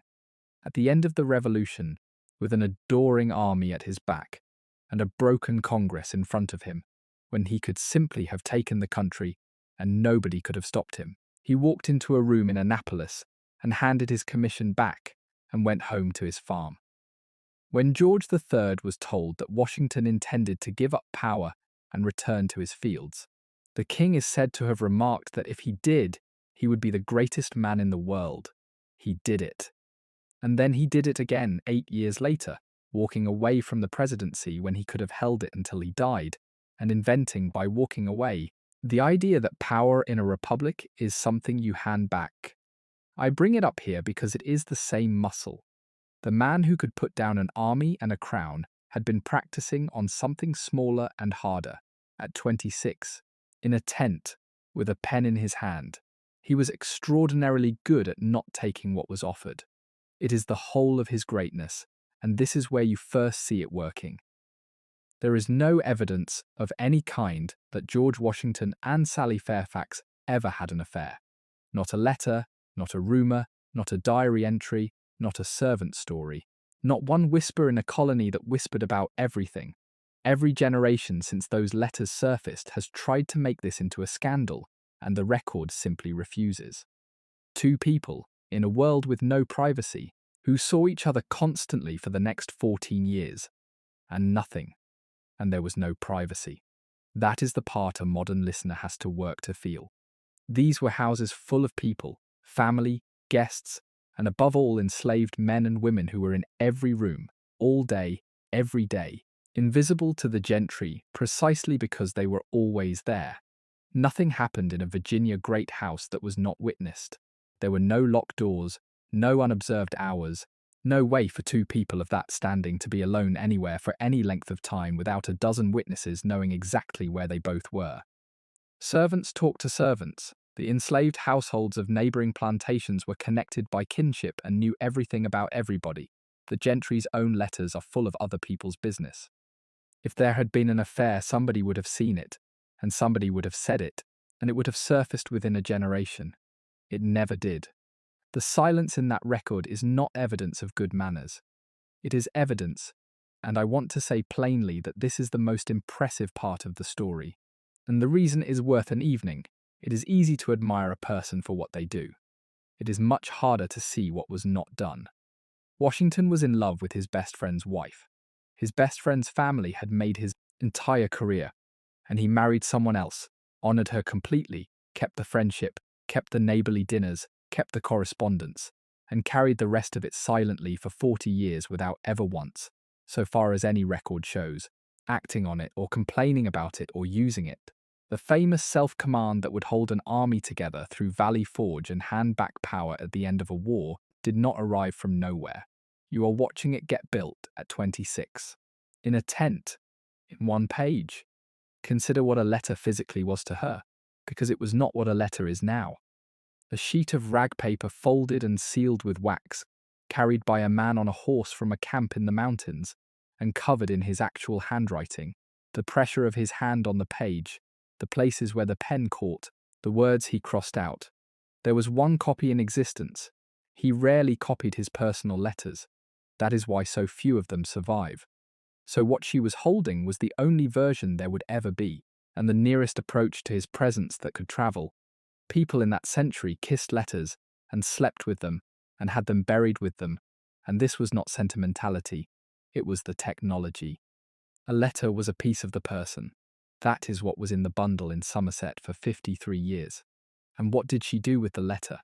This is the detail that undoes me, and it is the only real evidence we have of her side of it. She could have burned it. She should have burned it. It was dangerous to her. It was dangerous to him, and 1 spark in a grate would have ended it. Martha burned her own letters from him, 40 years of them, rather than let the world in. Sally Fairfax kept it. She kept both of them. She carried them out of Belvoir and across the Atlantic in 1773, and she held on to them through the revolution that took her home and her country and her fortune. And she had them still in a rented house in England 4 decades after that, and they were with her when she died, an old woman, in 1811, more than half a century after they were written. And consider the risk of that, which was not small and never stopped. Those letters were a loaded weapon, lying in a drawer for 53 years. If her husband had found them, her marriage was over and her position with it. If anyone else had found them, at any point after 1775, they were a gift to the enemies of the most famous man alive. Proof, or near enough, that the great Washington had written words of love to another man's wife. He was being libelled constantly by the British press and by his political enemies at home, who would have paid a very great deal for 2 sheets of that paper. She had them the entire time through the war, through his presidency, while the whole world argued about his character, and she never used them, and she never sold them, and she never showed them to a living soul. She was not a wealthy woman by the end either. That is the part that finishes me. She was in reduced circumstances in a rented English house, with a small income and stiff hands, and she was sitting on the most sellable pieces of paper in the Atlantic world, and it never seems to have crossed her mind. She just kept them where she could reach them. And I want to put one more possibility in front of you, because it is the one I keep coming back to, and I cannot prove a word of it. She kept them, perhaps, for the plainest reason: a person keeps anything. Because for a few weeks in the autumn of 1758, a young man had told her that she was the most important person in his world, and then he had married somebody else and been correct and courteous to her for the rest of his life. And because for the next 53 years, in a house that grew smaller and a country that was not hers, with no child and no fortune and no dancing, those 2 pieces of paper were the only evidence that existed anywhere on earth that it had happened at all. Everyone else's memory of it was gone. His was locked in a chest he never opened. Hers was on paper, in a drawer, and she could go and look. That is her answer. It is the only one she ever gave us. Whatever she felt in 1758, she wanted those 2 pieces of paper near her for the rest of her life, and she took the risk of keeping them, and she never told anyone they existed. And then, for 14 years, the strangest and most ordinary turn in this whole story happened. They were neighbours. That is the part that gets left out of every telling, because it has no drama in it, and it is the part I find most extraordinary. From 1759, when George brought Martha home to Mount Vernon, until that last summer, the 2 couples lived 4 miles apart and saw each other constantly. They dined at Belvoir and the Fairfaxes dined at Mount Vernon. They played cards. They went to the races together and to the balls at Alexandria. Alexandria was their town, a new little port a few miles up the river that the old colonel had helped to found, and it had a season of sorts: race days, a theatre when a company came through, the assemblies where everybody danced. Washington's accounts record what he lost at cards, because of course they do. Patiently, year after year in a column, they record the theatre tickets and the raffle chances and the money he dropped on the horses. And in among it are the balls, where the whole county turned out, and where a man who had been taught to dance in a drawing room at Belvoir could take the floor as the tallest and best partnered man in the room and know exactly what he was doing. He danced all his life. He danced at Valley Forge. In the middle of the worst winter of the war, at a little assembly, the officers got up to keep themselves sane. He was still dancing in his 60s, when the whole room would stop to watch the president go down the set. Every time he did it, for 50 years, he was using something she gave him. The men hunted. The fox went away over the Dogue Creek country in the early light, and the 4 of them ate an enormous breakfast afterwards. That hunting was serious business, and it fills page after page of his diaries. They were out at first light, in the cold, 20 or 30 riders, and a pack of hounds that Washington bred himself and named with enormous care and wrote about in his journals more tenderly than he ever wrote about most people. The country between Dogue Creek and the Accotink is broken and wooded and cut with steep little ravines, and they rode it hard. and by every account, he was magnificent on a horse. Jefferson, who was not given to handing out compliments to Washington in later years, said he was the best horseman of the age, and he sat a horse the way other men sit in a chair. So picture the four of them, across that whole stretch, the tall man and the small round wife who managed everything, and the correct Englishman and his auburn-haired wife, going out from Belvoir in the frost with the hounds giving tongue and the sun coming up over the Potomac, and coming back at noon starving and eating an enormous breakfast in the panelled room, all four of them, again and again, until it stopped. Washington's diaries record it flatly, season upon season, in his dry ledger-keeping way. Dined at Belvoir. Mr. and Mrs. Fairfax dined here. Went with Mrs. Washington to Belvoir. Over and over. There is something almost unbearable about those diary entries. When you know what you know, Washington kept his diaries the way a careful man keeps accounts. The weather, who came, where he went, what was planted, what was killed in the hunt. There is almost no feeling in them anywhere. He does not write that he was happy or sad or angry. He writes that it was cold and that he dined at Belvoir. And so across all that time there is this quiet metronome of a line: dined at Belvoir, dined at Belvoir, Mrs. Fairfax dined here, in the hand of a man who would tell her decades later exactly what those evenings had been worth to him, and who never once, in a private book that nobody was going to see, allowed himself to hint at it at the time. He would not even confess it to his own diary. That is the discipline we are dealing with. The feeling is not in the entries, it is in the number of them. Picture the arithmetic of that room. 4 people at a card table. One of them is in love with another one. The other 2 have no idea, or, just possibly, some idea. And they do this every few weeks for 14 of them, with perfect courtesy, and it works, and nothing ever breaks. And the 2 women liked each other. That is the detail that turns this from a story about a man's heart into a story about how grown people actually manage their lives. Martha Washington and Sally Fairfax were friends, not rivals. Not 2 women circling the same man, but genuine friends who sat together and visited each other and went through their days in one another's company. Martha was not a fool. She was one of the shrewdest judges of people in Virginia, and she had spent her life at close quarters with men and their vanities. If Sally Fairfax had been a threat to her marriage, Martha would have known it, and the friendship would not have survived a season.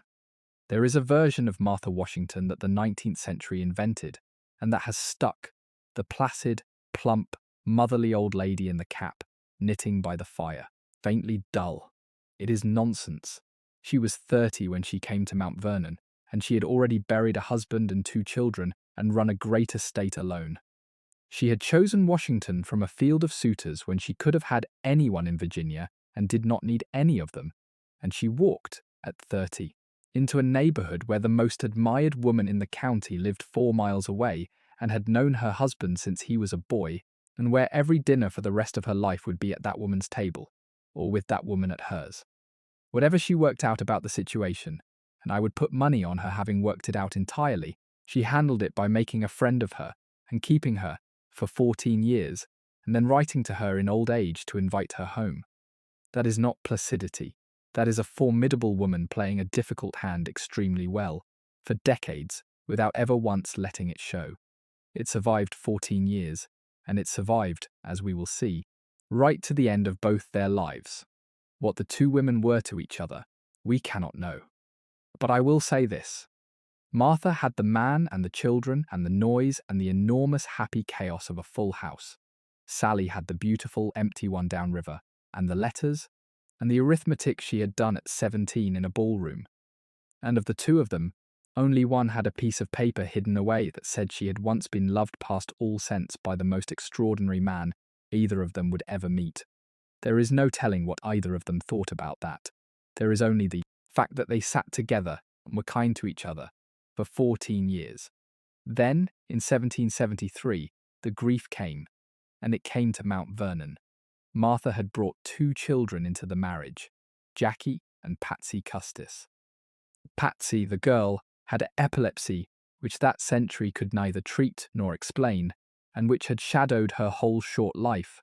Her seizures had grown worse and worse, and the Washingtons had done everything the age could think of, doctors and waters and iron rings. None of it did anything at all. It is worth knowing what that meant for the household, because it explains the shape of Martha, and it is the sort of domestic reality that gets lost behind the marble. Patsy's fits came without warning, and increasingly often. The diaries and the accounts record the doctors coming and coming, the drops, the powders, the fees, the trips to the mineral springs in hope of a cure that did not exist. She could not be left. Somebody had to be watching her, all the time, for years, and that somebody was mostly her mother, who lived in a state of permanent low dread through her daughter's entire adolescence, waiting for the next one. There was no treatment. There was nothing anybody could do but be in the room. 12 years of that. And then it happened once too often, at dinner, and she was gone in under 2 minutes, and the waiting was over, which is its own unbearable kind of relief and grief mixed together. In June of 1773, Patsy Custis rose from the dinner table, went to her room, and died in a seizure. She was 17. Washington wrote that she went in less than 2 minutes, without a word or a groan, and he knelt by the bed and prayed. Martha was destroyed by it in a way she never entirely came back from. And here is a symmetry in this story that I have never seen anyone remark on. Martha Washington had 4 children and buried every one of them, 2 in infancy, then Patsy at 17, and finally Jackie, who went to Yorktown to watch his stepfather win the war and caught camp fever there and was dead within weeks of the surrender, so that the greatest triumph of Washington's life and the last of Martha's children came almost together. 4 children, 4 graves. Sally Fairfax had no children at all for 38 years of marriage, and no graves either. 2 women, a few miles apart, one with a house full of loss and one with a house full of silence, sitting together at cards for 14 years. Neither of them, in the end, had anyone to leave anything to. Martha's line ran out. Sally's never started.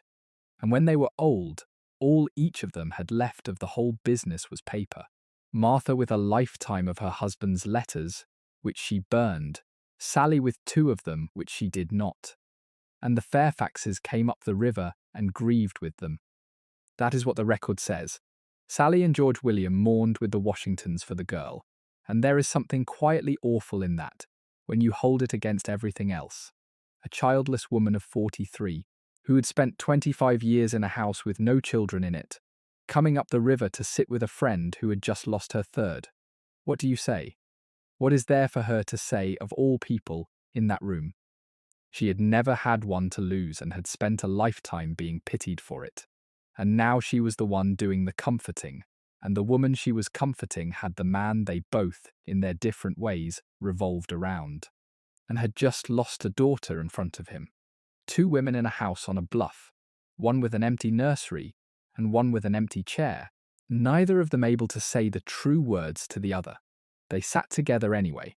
That is what neighbours did, and it is very nearly all any of us can do, and they did it, which is what neighbours do, and what friends of 14 years do, and it is worth pausing on because it is nearly the last thing they ever did together, because 3 weeks later they were gone. On the 9th of July, 1773, George and Martha Washington rode down to Belvoir and had dinner with George William and Sally Fairfax. There was business to discuss. George William had an inheritance suit to pursue in England, a complicated one, over his late brother's estate, and he and Sally were sailing to sort it out. He had asked Washington to hold his power of attorney and mind his affairs in Virginia while they were away. It was a practical arrangement between old friends. It was going to take a year, perhaps 2.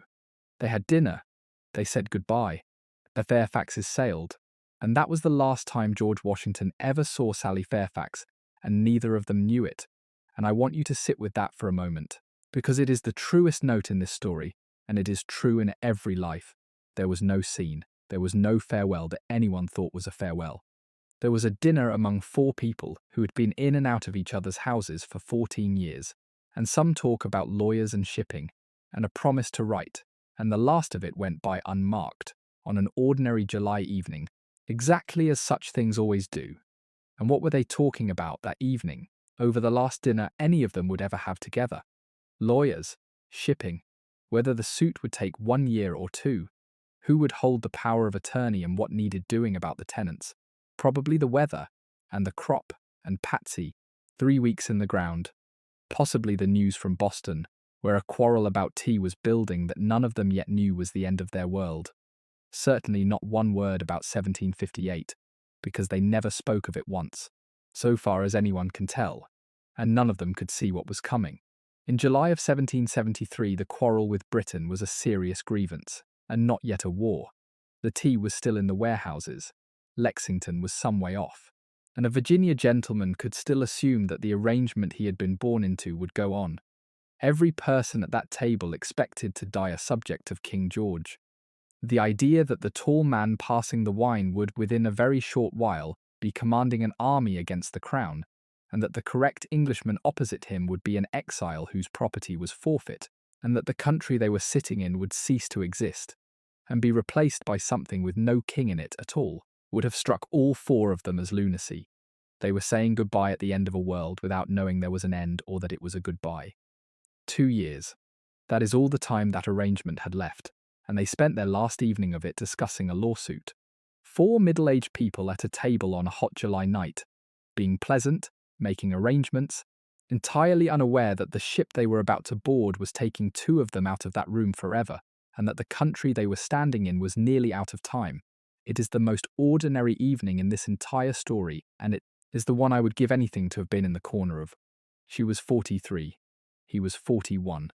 They had 38 years left to live between them and an ocean, and a war about to come down across the middle of it.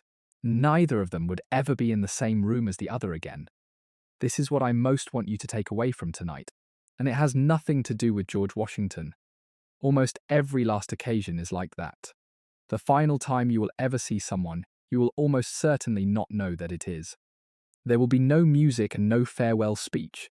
There will be a perfectly ordinary evening, a bit of talk about practical matters, a promise to be in touch, and a door closing on a summer night.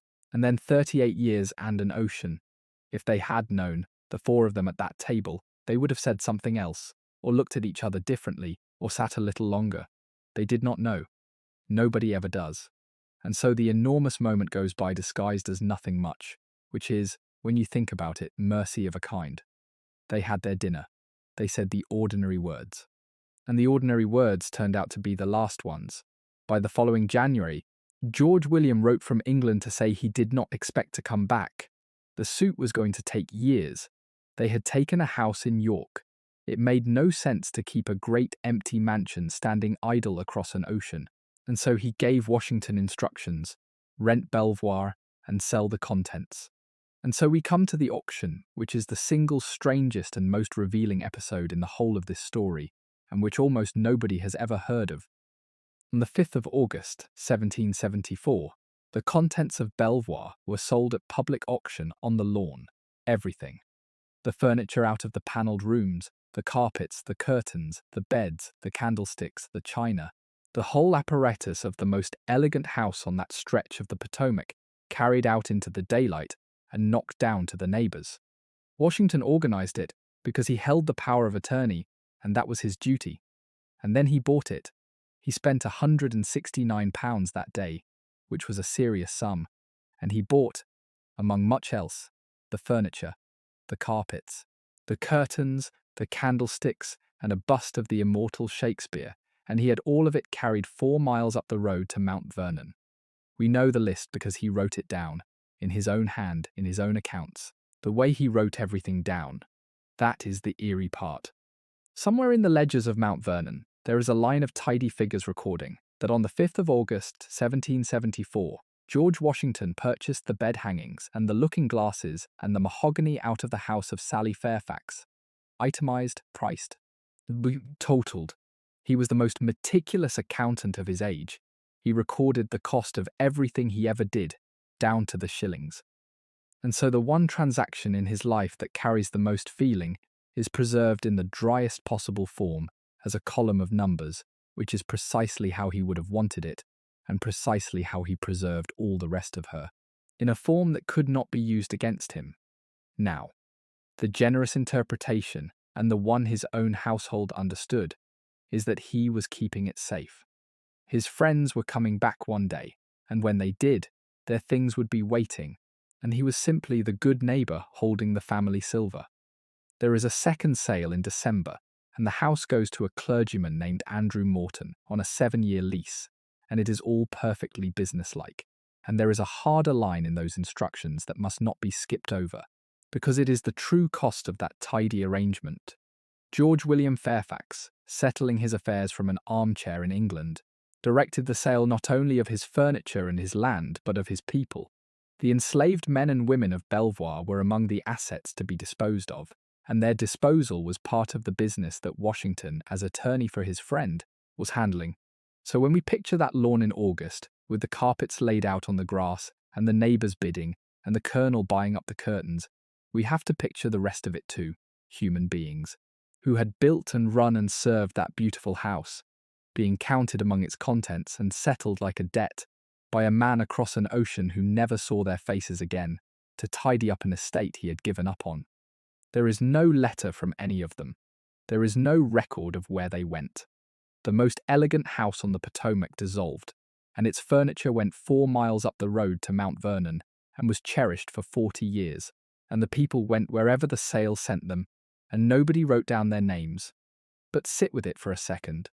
George Washington stood on the lawn of the house where he had learned to be a gentleman on the day its contents were carried out and sold, and he bought her curtains. He bought the carpets she had chosen and the candlesticks that had lit those rooms.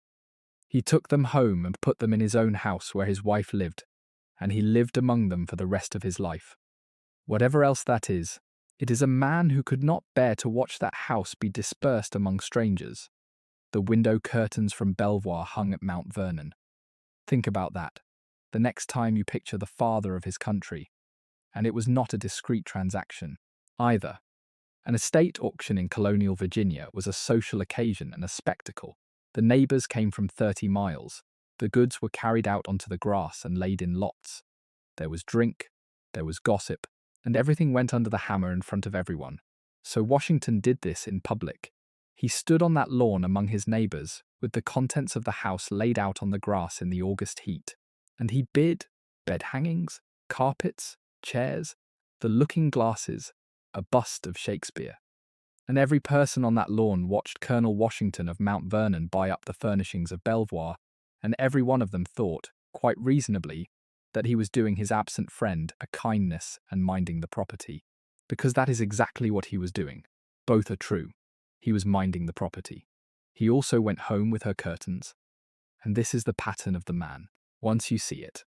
Every single act of George Washington's concerning Sally Fairfax had a perfectly respectable public explanation available, and he never once did anything that required one. The letter could be about Martha. The nursing was a neighbour's kindness. The furniture was a friend's property, held in trust. The protection of Belvoir was the duty of an attorney. The last letter of all was a courtesy to an old friend's widow, and he had his wife send one alongside it, so that even that could not be misread. 40 years of conduct, and not one act that could be pointed at.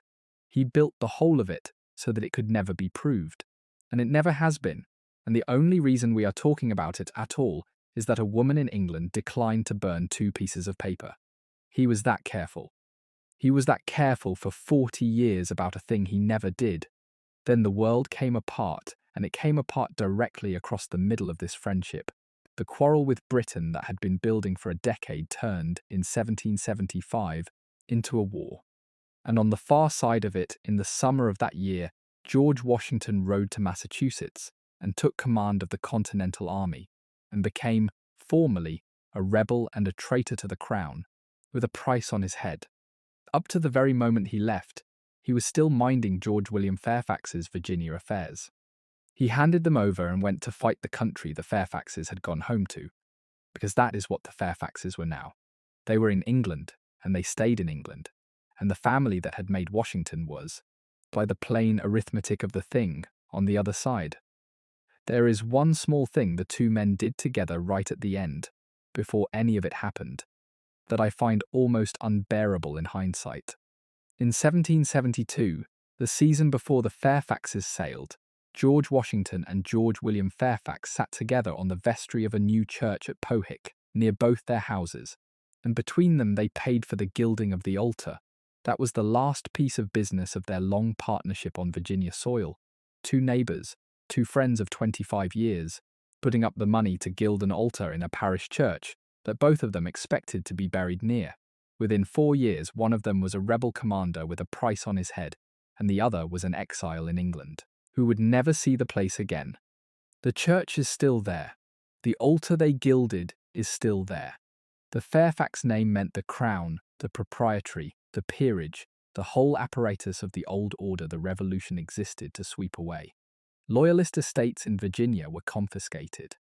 There was an act for it, and Belvoir, standing empty on its bluff, was exactly the sort of property that a young state in a hard mood would take. What happened next is genuinely disputed, and I would rather tell you that than tidy it.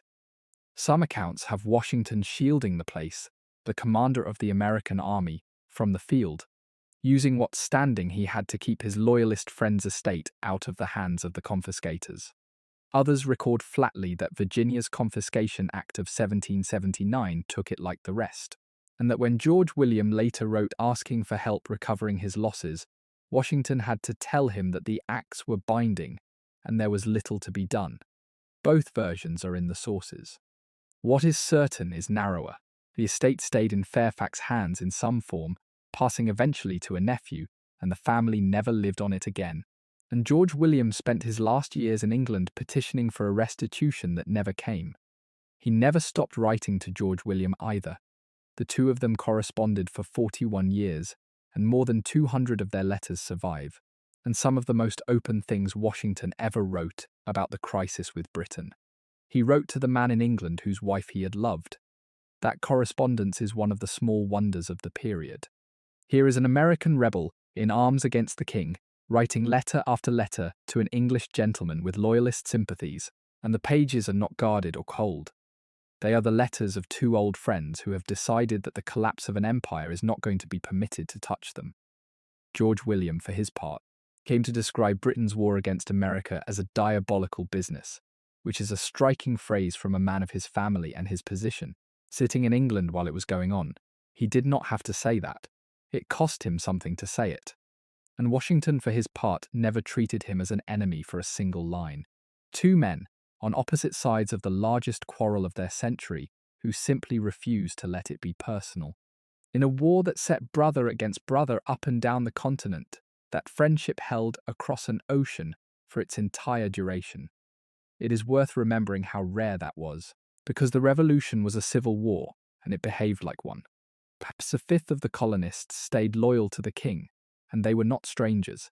They were neighbours and cousins and business partners, and the war went through the middle of families like a saw.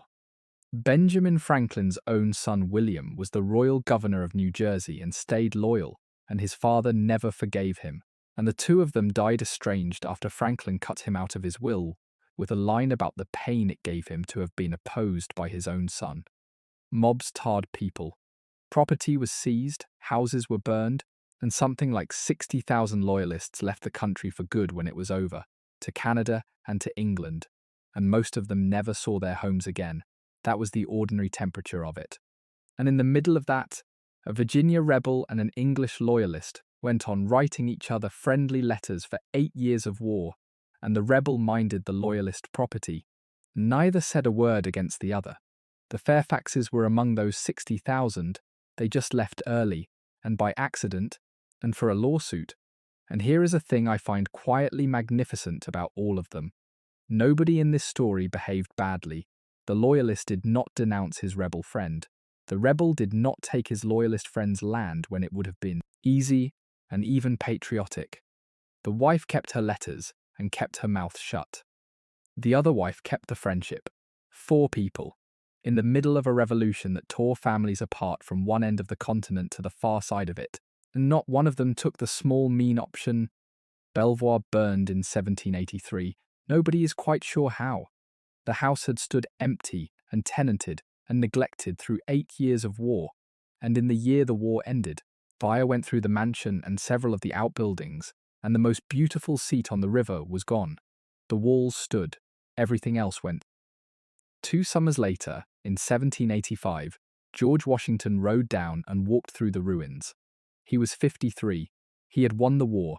He had handed his commission back to the Congress and gone home, which astonished the world. And he was living at Mount Vernon as a private man again, the most famous person on earth. And one day he rode the 4 miles down to Belvoir and stood in the burnt shell of the house where he had learned to dance. And he had been away for it. That is the thing about those 8 years that gets lost behind the victory. He did not go home.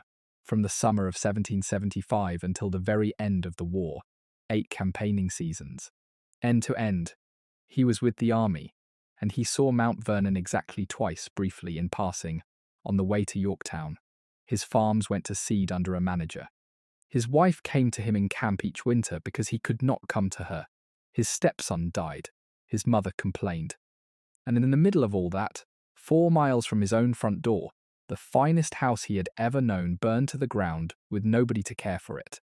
And he was 700 miles away, and the news reached him late, if it reached him at all. He got the country. He was not there for any of the rest of it. He wrote to George William about it afterwards. He described what was left, and he said the sentence that gives this whole evening its shape, that the happiest moments of his life had been spent there. He could not bear to look at it in collapse, and he wrote it to her husband. That is the detail I keep turning over. The sentence that everyone quotes, the one that says the happiest hours of his life were at Belvoir, was not written to Sally at all. It was written to George William in 1785, a friendly letter from one old man to another about the state of the old place. It is perfectly innocent. It means the friendship, the hunting, the dinners, the years, all of it, and any of the 4 of them could have said it and meant it. And it also means what it means, and he must have known that when he wrote it, and he sent it anyway, to her husband, in a letter that she would certainly have been given to look over when it arrived in England. 13 years later, he sent almost the identical sentence directly to her. He had been carrying that phrase for a long time. He tried it out on the husband first. 53, a hero of 2 continents, standing in a roofless brick box on a bluff, with grass coming up through the floor of the room where a girl with auburn hair had once told him he was worth taking trouble over. Try to see what he saw. The walls still standing, because brick stands, the roof gone. The window openings empty and letting in the sky. The great passage he had come down 100 times, open to the weather now, with leaves in it. The blackened plaster.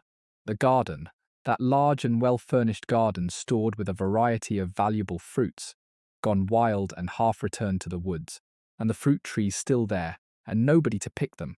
And below it, all the river, exactly the same, indifferent, wide and shining and going on down to the Chesapeake as it had every day of his life. He was standing in the place where he had been made. The house where he learned to enter a room, where he learned to dance, where he sat at cards and was told he was worth something, where a woman nursed him when he thought he was dying, where he ate 1,000 dinners, where he said goodbye without knowing it was goodbye, and it was a shell full of weeds. He had won the war and lost the house. There is a particular grief that comes only in middle age, when you go back to a place and find that the building has not merely changed hands but ceased, and that the only remaining copy of those rooms is the one inside your own head, and that when you go, it goes. And then he rode the 4 miles home, to a house furnished with her furniture. That is the detail that closes the circle, and I do not think he can possibly have missed it. He had stood in the burnt shell of Belvoir, and he had got back on his horse, and he had gone home to Mount Vernon, and walked into rooms hung with the curtains from that shell, sat down in its chairs, and looked up at the bust of Shakespeare he had bought off its lawn 11 years before. The house was gone, and its insides were at his place. He had been living inside the wreckage the whole time, without having to call it that. And he went on living in it for 14 more years, and died in it, and it is all in the inventory taken after his death, quietly, item by item, under the names of other things. What had become of her all this while? The Fairfaxes never got their inheritance suit settled in any way that restored them. They had left Virginia expecting to be away a year or so, and the war had closed the ocean behind them, and their American property had dwindled and burned, and their fortune had gone with it. They moved to a country house near Bath, and there is a phrase in a letter of George William's, describing how they lived, that tells you the whole of it in 6 words. In a humble, neat and comfortable way. Bath is worth a moment because of all the places in England for this particular woman to end up. It was the cruelest joke available. Bath in the 1780s was the most fashionable town in the kingdom outside London, a whole city built of gold and stone for the single purpose of pleasure and display, with its assembly rooms and its pump room and its crescent, where the entire beau monde of England came to take the waters and be seen. People went to Bath to dance. They went to be introduced, to make matches, to walk in the parade in the morning and dance in the assembly at night, and the season had a master of ceremonies who ran it like a court. It was, in other words, precisely the world Sally Carey had been built for. It was Williamsburg and the governor's ball raised to the 10th power, and it was on her doorstep. And she would have known everybody in that town by sight and been known by nobody. That is the particular flavour of genteel poverty, and it is worse than the ordinary kind in one specific way. You retain the taste and lose the means, and you go on being able to tell exactly what everything costs. She could see how the rooms were done. She could tell, at a glance, which of the women going up the steps had been well taught, and which had not, and what the silk had cost, and whether the party had been properly arranged, because she had done it better than any of them for 25 years, on a bluff above a river in a country that no longer existed. She had the finest eye in Bath and nothing to use it on. And her fingers were going, and her feet hurt, and the season went past her window every year without her, and the girls in the carriages had never heard of Belvoir and would not have believed her if she had told them. And she was in a small house outside it, on a diminished income, a foreign widow of no particular consequence, watching the carriages go in. The finest dancer in Virginia, living at the edge of the dancing capital of England, with the gout coming into her feet. That is a proud man describing his own reduction, politely. Consider what that meant for her.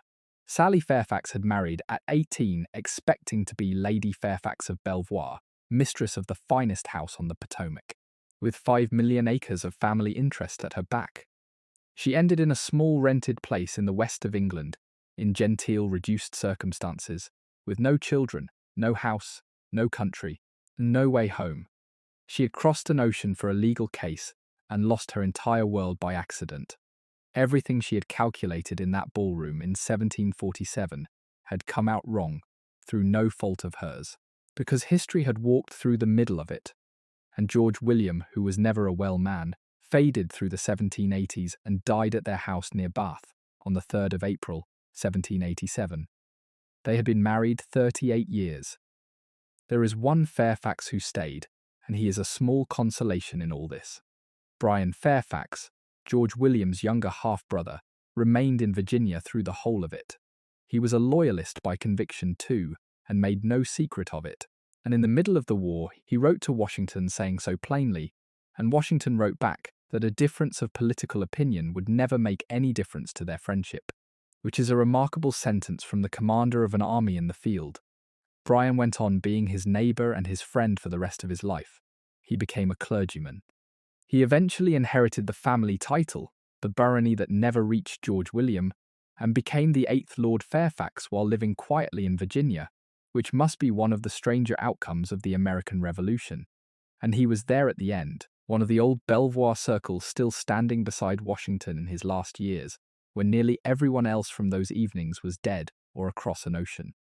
So there she was, a widow of 57, in England, alone, with no child to go to, and a modest income, and the news from Virginia arriving months late, her house burnt, her country gone, and the awkward boy she had taught to dance now the most celebrated man in the world.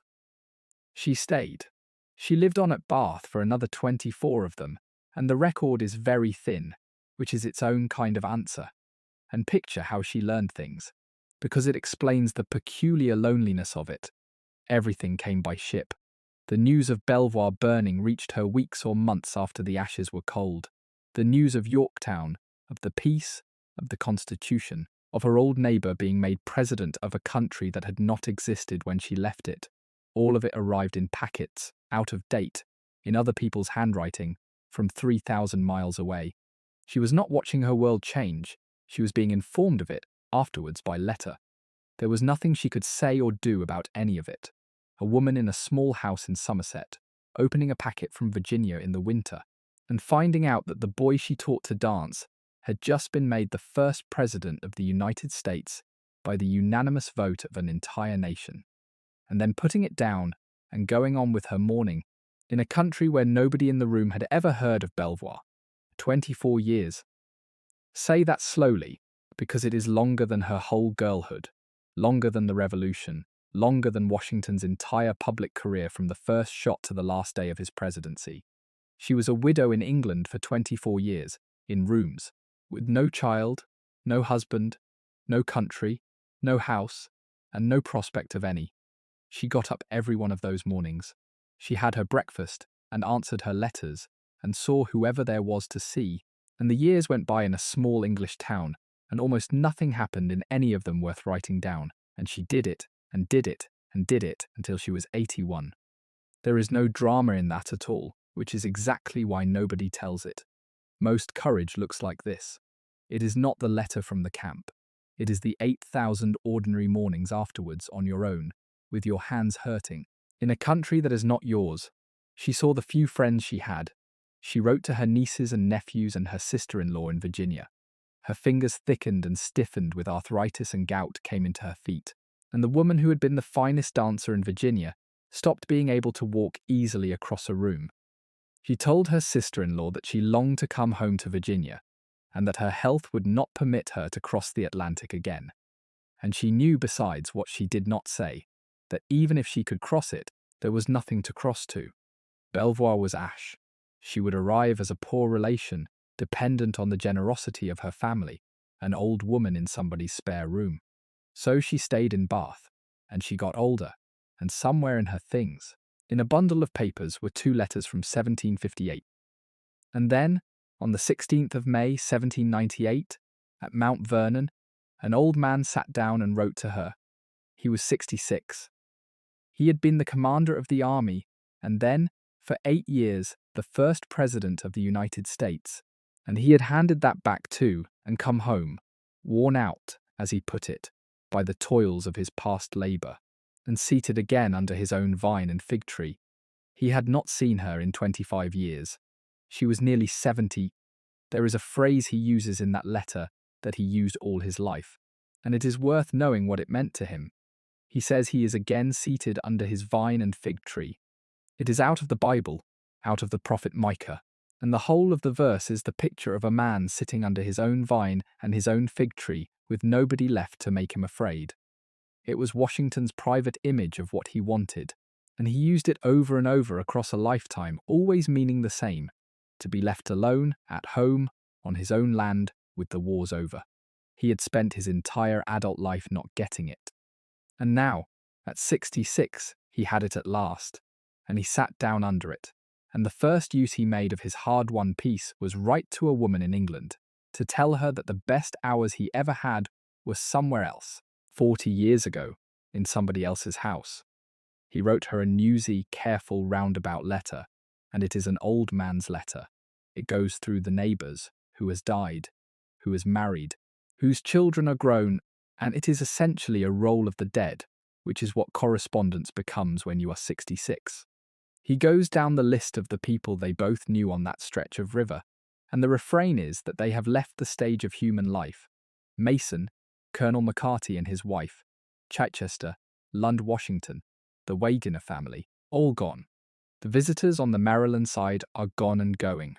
He notes, in the flat way he notes everything, that another generation has come up behind them, that her niece has a large family now, that her nephews are among her correspondents, and will have told her the details better than he can.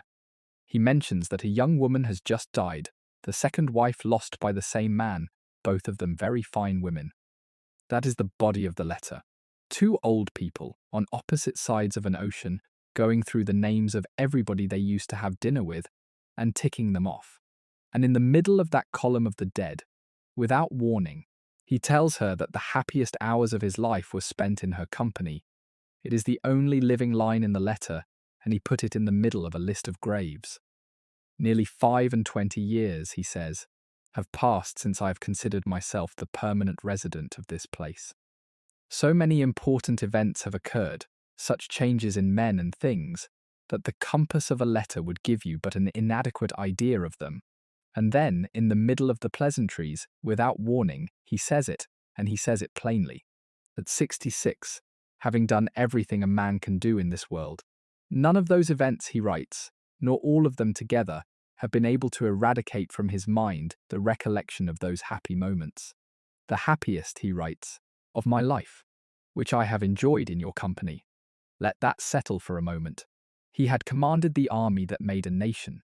He had been made president by the unanimous vote of an entire people, twice.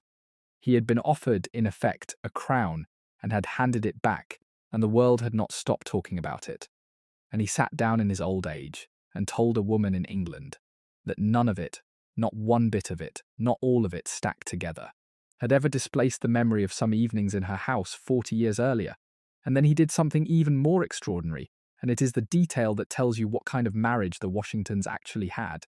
He wrote a second letter for Martha to send. He drafted it himself and gave it to his wife to copy out in her own hand.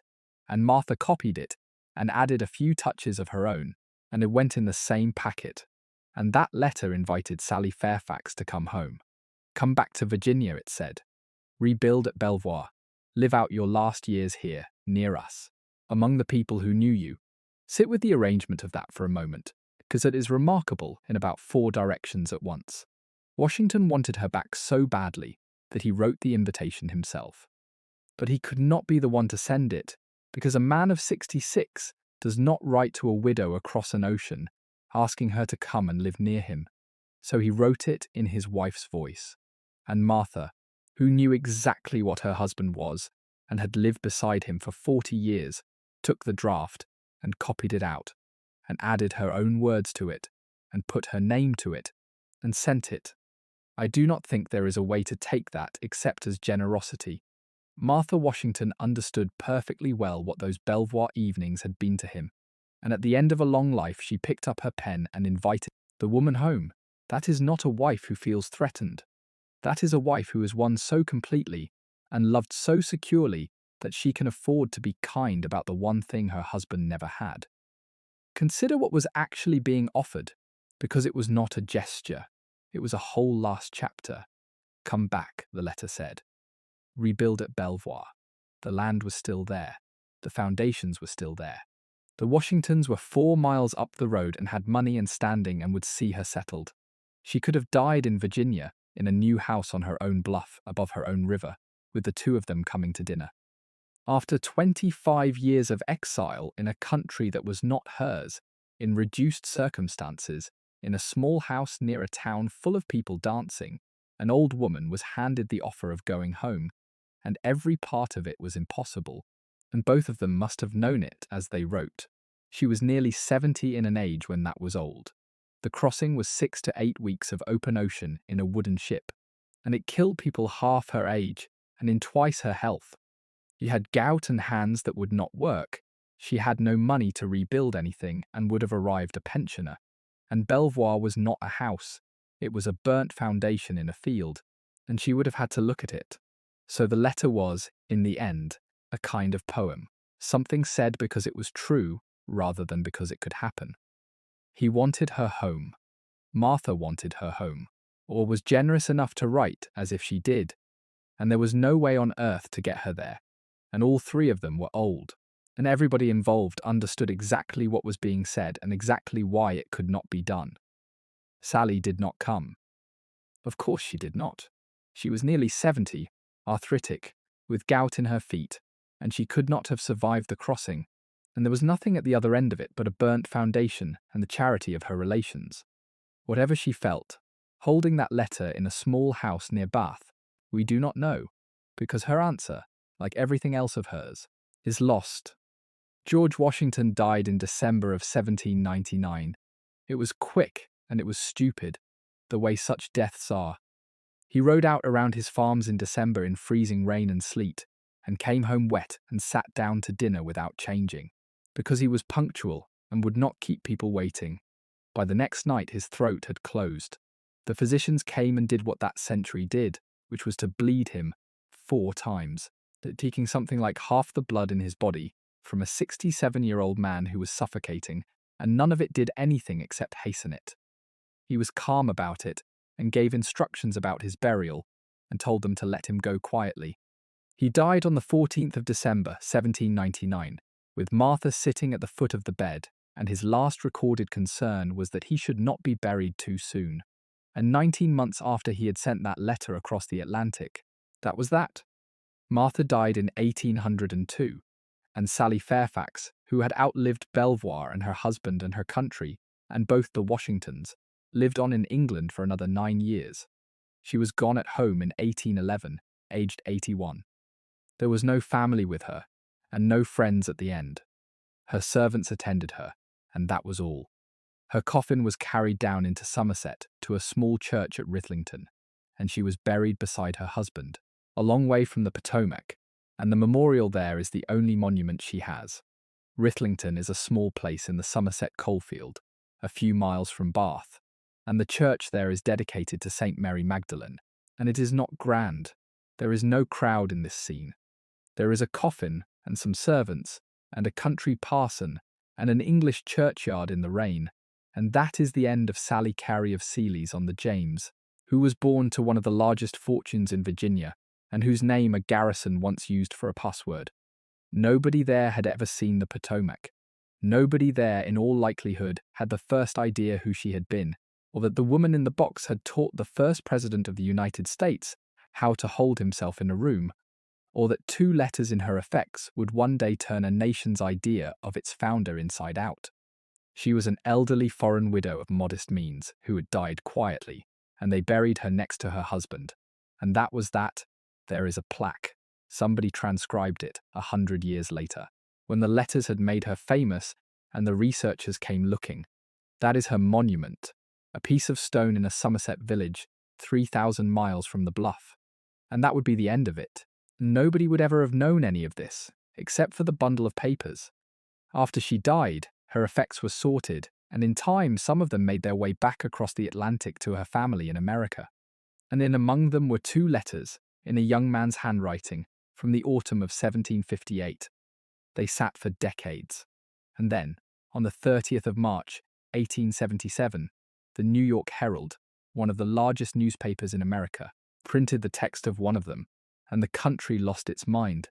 Here was George Washington, the marble man, the one figure in the national story who had been sanded down into pure virtue, writing to another man's wife about 1,000 tender passages and the object of his love. You have to understand what Washington had become by 1877 to feel the shock of it. He was not a historical figure by then, he was a national religion. He had been dead nearly 80 years, and in that time the country had polished him into something without pause. The cherry tree, the wooden teeth, the prayer at Valley Forge, the marble figure in a toga on the public buildings. Parson Weems and 100 imitators had scrubbed the man away and left an example for schoolchildren. He was, deliberately, the one American about whom there was nothing awkward to say, and then a newspaper printed a love letter. Not a scandal exactly, not proof of anything, but something far more destabilizing than a scandal. Evidence that the marble man had been 26 once, and lonely, and in love with the wrong person, and had sat in a tent and said so. The country did not know what to do with it, and so for 80 years it decided the letter was a fake, which was easier. The next day the Herald reported that the letters had been sold at auction by a firm in New York. One went for $13, the other went for $11.50, $24.50 for the pair.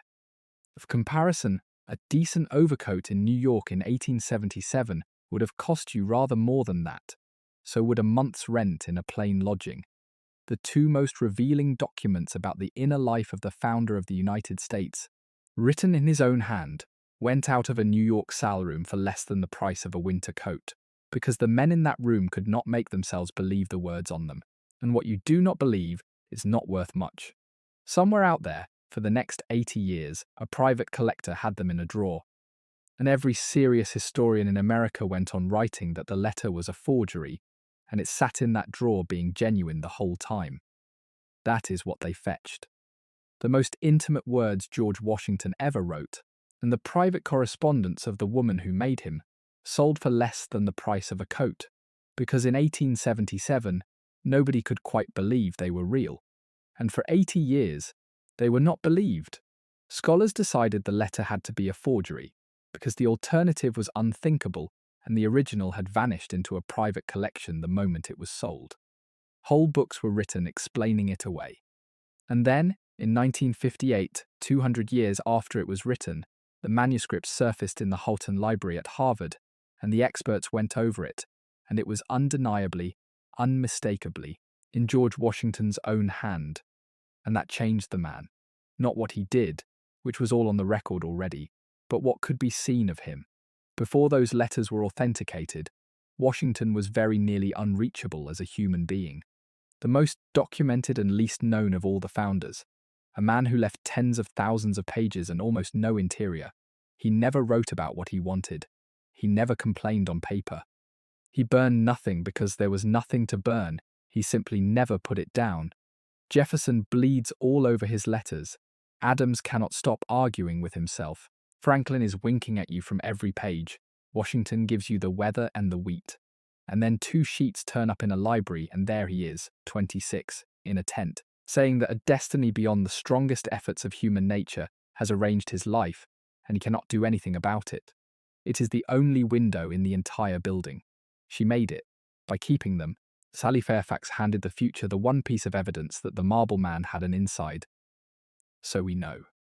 Because she kept them, and because a newspaper printed one, and because a library found it, we know something about the most guarded man in American history, that he spent his entire life making sure nobody would know.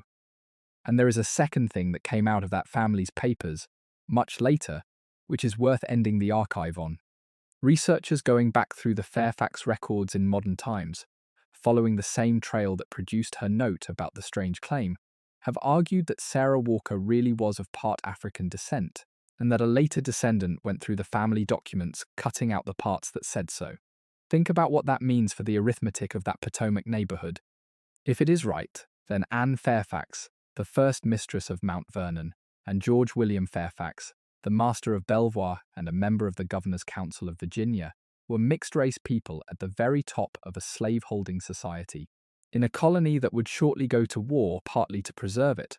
The whole of that world's arrangement of itself, the whole confident architecture of who was what, was quietly untrue at the head of the table, and everybody sitting there was either ignorant of it or had agreed not to say. Nobody can settle it now, and I am not going to pretend to, but it is one more presence in the room at those dinners, unsaid, along with everything else that was unsaid at them. As for the house, Belvoir's ruins stood on their bluff for another generation, and then, in the August of 1814, British warships came up the Potomac in another war and shelled what was left of them and knocked the walls down. There is a particular bitterness in that. An English family's American house, already burnt, finished off by English guns. And it was the same campaign. That August, the British came up the Chesapeake and burned the public buildings of Washington, the new capital named for the boy from Mount Vernon, the Capitol, and the President's house, which was left a scorched shell. The ships that shelled the ruins of Belvoir on their way up the Potomac were part of that same operation. So in 1 week in 1814, the British burned the house of the man Sally Fairfax taught to dance in the city that carries his name, and knocked down the last standing walls of the house where she taught him, both of them gone, in the same fortnight, by the same guns. The 2 houses that made him, 30 years apart in their building, and a few days apart in their ruin, neither of them ever knew. He had been dead 15 years by then, and she had been dead 3 in her Somerset churchyard, so that the last walls of Belvoir came down with nobody left alive who had ever eaten a dinner inside them. The house outlived them both, just barely, as a shell in a field, and then it did not. The bricks were quarried away. The land was farmed and sold and subdivided. And in 1917, the site was taken over by the United States Army, and it is an army post to this day, and it is called Fort Belvoir. And the soldiers who serve there are mostly unaware that they are named for a vanished house on a bluff, and at one remove, for the woman who kept it. The foundations are still there, under the grass, fenced off and protected. The graves of the old colonel and his wife are on the grounds, and in the spring, they say, daffodils still come up where her garden was. I find I cannot let that go without saying the obvious about it. Daffodils are not native to Virginia. They do not simply occur there. Every one of them in that ground was put there, bulb, by somebody kneeling down and planting it, in a garden laid out to be looked at from a house that no longer exists, for the pleasure of people who have been dead for 200 years, and they are still coming up. The mansion burned, and the British shelled the ruins, and the bricks were carted away, and the family died out, and the country changed, and the army came and built a post over the top of it, and every spring the flowers that a household planted for its own delight come up through the grass on schedule, keeping an appointment with a garden that is not there. That is the only thing left of Belvoir that Sally Fairfax would recognise. Not a wall, not a road. The daffodils. Let me gather up what she was, now, as the evening closes, because there is more to her than a rumour about a great man. She was first the maker of George Washington, and that is not a sentimental claim. It is close to a historical one. Strip the Fairfax connection out of his life, and you have a fatherless boy of modest family with no education, no patron, and no path. There is no surveyor's commission, no western land, no entry into the circle that ran Virginia, and no polish. And of everything Belvoir gave him, the deepest was not the land or the introductions. It was the transformation of a raw, silent, angry adolescent into a man with presence.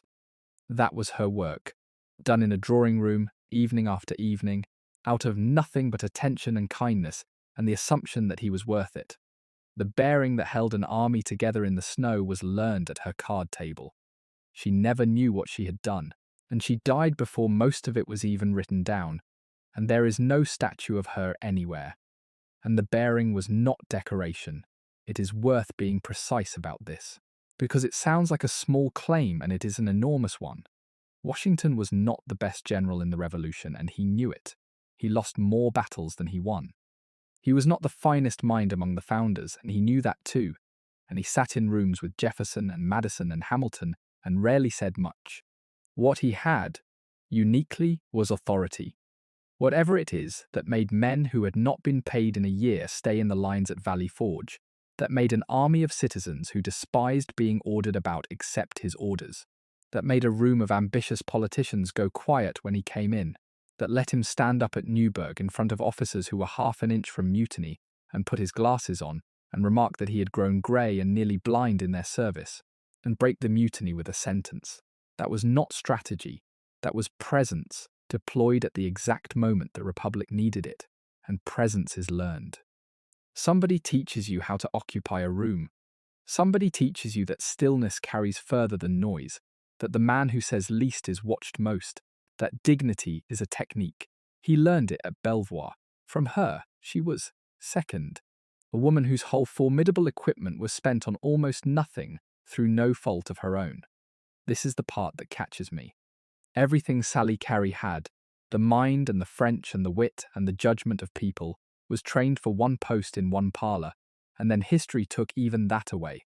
The house burned, the country changed hands, the fortune evaporated, the children never came, and she finished in a rented place in a spa town with stiff fingers, writing letters to nieces. Had she been born a man of her own class, she would have sat in the convention with her brother, and we would know her name. Had she been born 2 centuries later, she would have run something, and that is not a modern complaint imposed on a woman who would not have recognized it. Look at what her own century did with the same raw material when it was allowed out. Her brother Wilson Miles sat in the convention that helped turn a colony into a state, and he was not, by any account, a more capable person than his eldest sister. He was simply the one who was born able to. Abigail Adams, with a worse education than Sally had and no fortune at all, wrote letters that are still in print. Mercy Otis Warren, a Massachusetts woman of the same generation, wrote plays that helped push a revolution along and then wrote its first history. The ability was never what was scarce. The permission was. And Sally Carey, who had more natural equipment than any of them and a great deal more money, got a house, a title that never arrived, and a garden, and 38 childless years, and an exile. She was born where she was born, and the one work that century let her build with all that ability was another person. So she built Washington. It is one of the great unpaid pieces of work in American history. And look at the ledger of it, because it is stark. He got the surveying commission, the land, the entrance, the polish, the presents, the marriage that made him rich, the army, the country, the presidency, the 2 centuries of marble. She got a burnt house, an exile, an empty nursery, gout, and a plaque in a Somerset churchyard. The same 14 years at the same card table, and that is how it came out. He did not do that to her, and he would have been horrified by the accounting. He tried, at the end, to bring her home. It was simply the arrangement of the world she was born into, doing what it did to women of ability as a matter of course. And it did not require anybody's malice. She gave the most valuable possession she had to a boy who needed it, for free, without knowing what it was worth. And the interest on it accrued entirely to him, and the century thought that was the natural order, and called her a flirt. And she was, third, a woman we cannot see, and I want to end on that honestly, rather than pretend otherwise. Everything I have told you tonight about what she felt is inference. Her letters are gone. Her side of the most famous exchange in this story is a blank. We have the boy's version and the old man's version. Not one line of hers. We do not know if she loved him. We do not know if she was flattered, or troubled, or amused, or frightened, or all of those by turns across 50 years. We know only that she kept 2 pieces of paper for the rest of her life and never told a soul. And everyone who comes across them has to decide for themselves what that means. I think it means a great deal. But I am guessing, and so is everyone who has ever written about her, and the honest course is to say so and leave her the last of her privacy.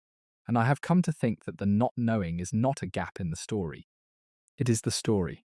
Because what actually survives of Sally Fairfax is precisely what she permitted to survive, and she permitted almost nothing. She kept the letters and told no one.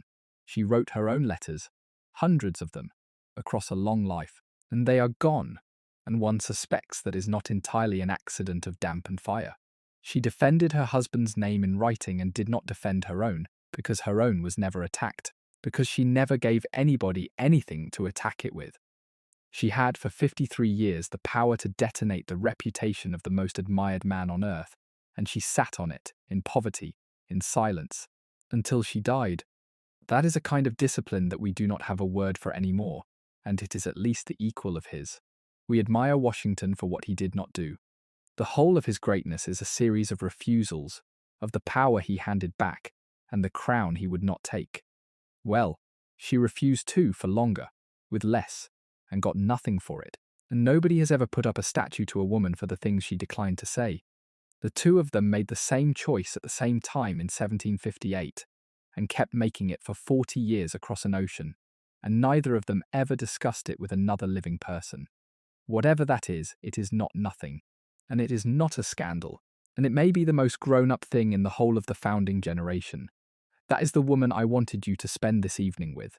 The girl whose name a garrison used for a password, the 18-year-old who did the arithmetic in a ballroom and got a house and a title and no children and a war.